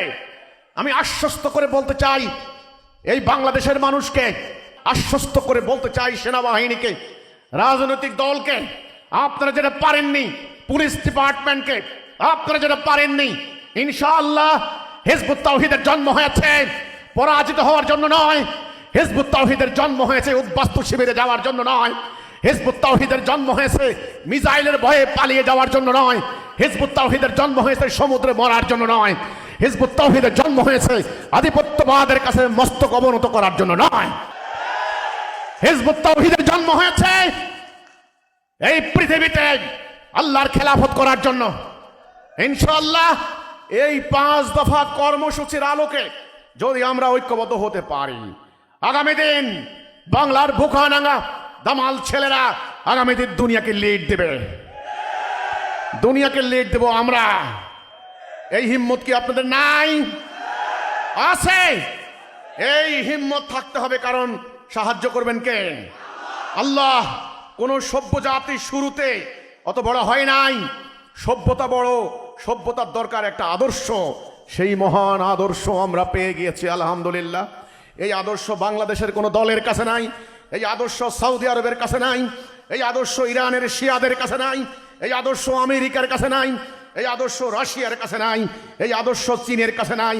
তারা চরম বস্তুবাদী, দুনিয়াদারি, ভোগবাদী একটা ভুল আদর্শ মেনে নিয়ে তারা চরম বস্তুবাদী হয়েছে। তাদের কাছে দুনিয়া আখিরাতের ভারসাম্যপূর্ণ কোনো আদর্শ নাই। সেই আদর্শ, ঐশী আদর্শ, ডিভাইন ল, ডিভাইন কমান্ডমেন্ট আল্লাহ রাব্বুল আলামিন আমাদেরকে দিয়েছেন। আল্লাহর সাহায্যে ইনশাআল্লাহ হিজবুত তাওহীদ আগামী দিন এই জাতির আলোকবর্তিকা হিসেবে আবির্ভূত হবে। সম্মানিত ভাই ও বোনেরা, আমি এতক্ষণ আপনাদের সামনে কথা বললাম, আমি জানি না আমি বুঝাতে পেরেছি কিনা। আমাদের এই জাতির ঈমান নাই, আমাদের এই জাতির আকীদা ঠিক নাই, আমাদের এই জাতির ঐক্যবদ্ধতা নাই, আমাদের এই জাতির আলেম ওলামারা যে সংগ্রাম করছেন ভুল পথে, এতে করে তারা দিন প্রতিষ্ঠা করতে পারবেন না। সর্বপ্রথম তারা যদি ধর্মের নামে বিনিময় নেওয়া বন্ধ করতে পারেন, তবে ওনারা দিন প্রতিষ্ঠার কথা বলতে পারেন। আমি বললাম আমি বড় একজন আলেম, আমি সুন্দর করে উচ্চারণ করতে পারি। অনেক আলেম আছেন, আমার মিটিংয়ে ঢাকায় একজন আলেম আসলেন, উনি নাকি কাওমি মাদ্রাসার উনি মুফতি, তারপরে উনি বললেন আলিয়া মাদ্রাসার উনি কামেল, উনি ঢাকা বিশ্ববিদ্যালয় থেকে একজন মাস্টার্স করা একজন, উনি আবার কোরআনের হাফেজ। এটা দেখে আমি বললাম, মাশাআল্লাহ, আলহামদুলিল্লাহ, আপনার এত টাইটেল, আপনারা এত বড় বড় শিক্ষিত লোক, আজ আপনারা একথা অস্বীকার করতে পারবেন না। আল্লাহর সাহায্য ছাড়া দিন প্রতিষ্ঠা হবে না। আল্লাহ রসুল যাদেরকে দিয়ে দিন প্রতিষ্ঠা করেছেন তারা আপনাদের মতো এত বড় টাইটেলদারি ছিলেন না। লেখাপড়া জানতেন না ঠিক মতো, মিয়া লেখাপড়া জানতেন না। গনিমতের মাল ভাগ করবেন কে কিভাবে জানতেন না। ওই একজন খ্রিস্টান শিক্ষিত লোককে তখন বেতন দিয়ে রাখা হয়েছে, তুই ভাই আমাদের অঙ্ক টঙ্ক কষে দিয়ে দাও, কে কত টাকা আমরা পাবো। ইতিহাস ইতিহাস লেখাপড়া জানতেন না, কারণ তাদের হৃদয় ছিল পবিত্র। তারা জীবন গেলেও আল্লাহর হুকুমের আনুগত্য করেছেন, আল্লাহর হুকুমের লঙ্ঘন করেন নাই। আপনারা আন্দোলন করছেন, ইসলামী আন্দোলন, বিভিন্ন শরীয়ত প্রতিষ্ঠার আন্দোলন, একটা নির্দেশ খালি আল্লাহর মানেন। আপনারা যদি আপনাদের হিম্মত থাকে, এখন থেকে আপনারা বলুন, আমরা দ্বীনের কাজ করব, কারো কাছ থেকে কোনো বিনিময় নেব না। এই হুকুম না মানতে পারলে কিসের আপনারা দিন প্রতিষ্ঠা করবেন? আল্লাহ তো আপনাদেরকে সাহায্য করবেন না, কারণ আল্লাহ দেখবেন সে এই লোকটা সামলাতে পারছে না, আমি তাকে হারাম করলাম যে জিনিসটা সে হারাম খাচ্ছে, এই হারাম আগুন খাওয়া, এটাই যেহেতু সে বন্ধ করতে পারে নাই, আমার সাহায্য তাকে দেওয়া যাবে না। আল্লাহ সাহায্য করবেন মোমেনকে। এটাই তো আমাদের ভুল, ভ্রম। ভ্রম আছে না, ভ্রম। আমরা আলে আর আলোর পিছনে ছুটে চলেছি, আলে আর আলো, আলে আর আলো, মরুভূমির মরিচিকা। আমরা মনে করছি যার যত লম্বা দাড়ি, লম্বা জুব্বা, যত মাদ্রাসার টাইটেল, উনি বোধহয় আল্লাহর সবচাইতে প্রিয় বান্দা। এটা আলে আর আলো, ছলনা, মোহ। পুরো উম্মাহ এই মোহগ্রস্ত। নো, উম্মাহকে এখন সিদ্ধান্ত নিতে হবে। মোমেন, মোমেন কে? হতে পারে সে কালো, হতে পারে সে নিম্নবর্ণের, হতে পারে সে রিক্সাওয়ালার সন্তান, হতে পারেন উনি নিরক্ষর, উনি মোমেন কিনা, উনি এই কথা বলে কিনা, আমার জীবন গেলেও আল্লাহর হুকুম ছাড়া আমি কারো হুকুম মানব না, এবং জানমাল দিয়ে আল্লাহর এই হুকুম বাস্তবায়ন করব। এটা ওনারা করবেন কিনা জিজ্ঞাসা করেন তো। কাজে ভাইরা আমার, মোমেন হইতে কে কে চান শুনেন, আপনি হাত তুলবেন।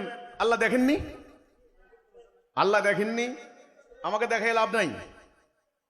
আমরা দাঁড়িয়েছি আল্লাহ দিন প্রতিষ্ঠা করার জন্য। আমাদের রাস্তা বড় কঠিন, আমাদের রাস্তা বড় কঠিন, সংগ্রামের পথ।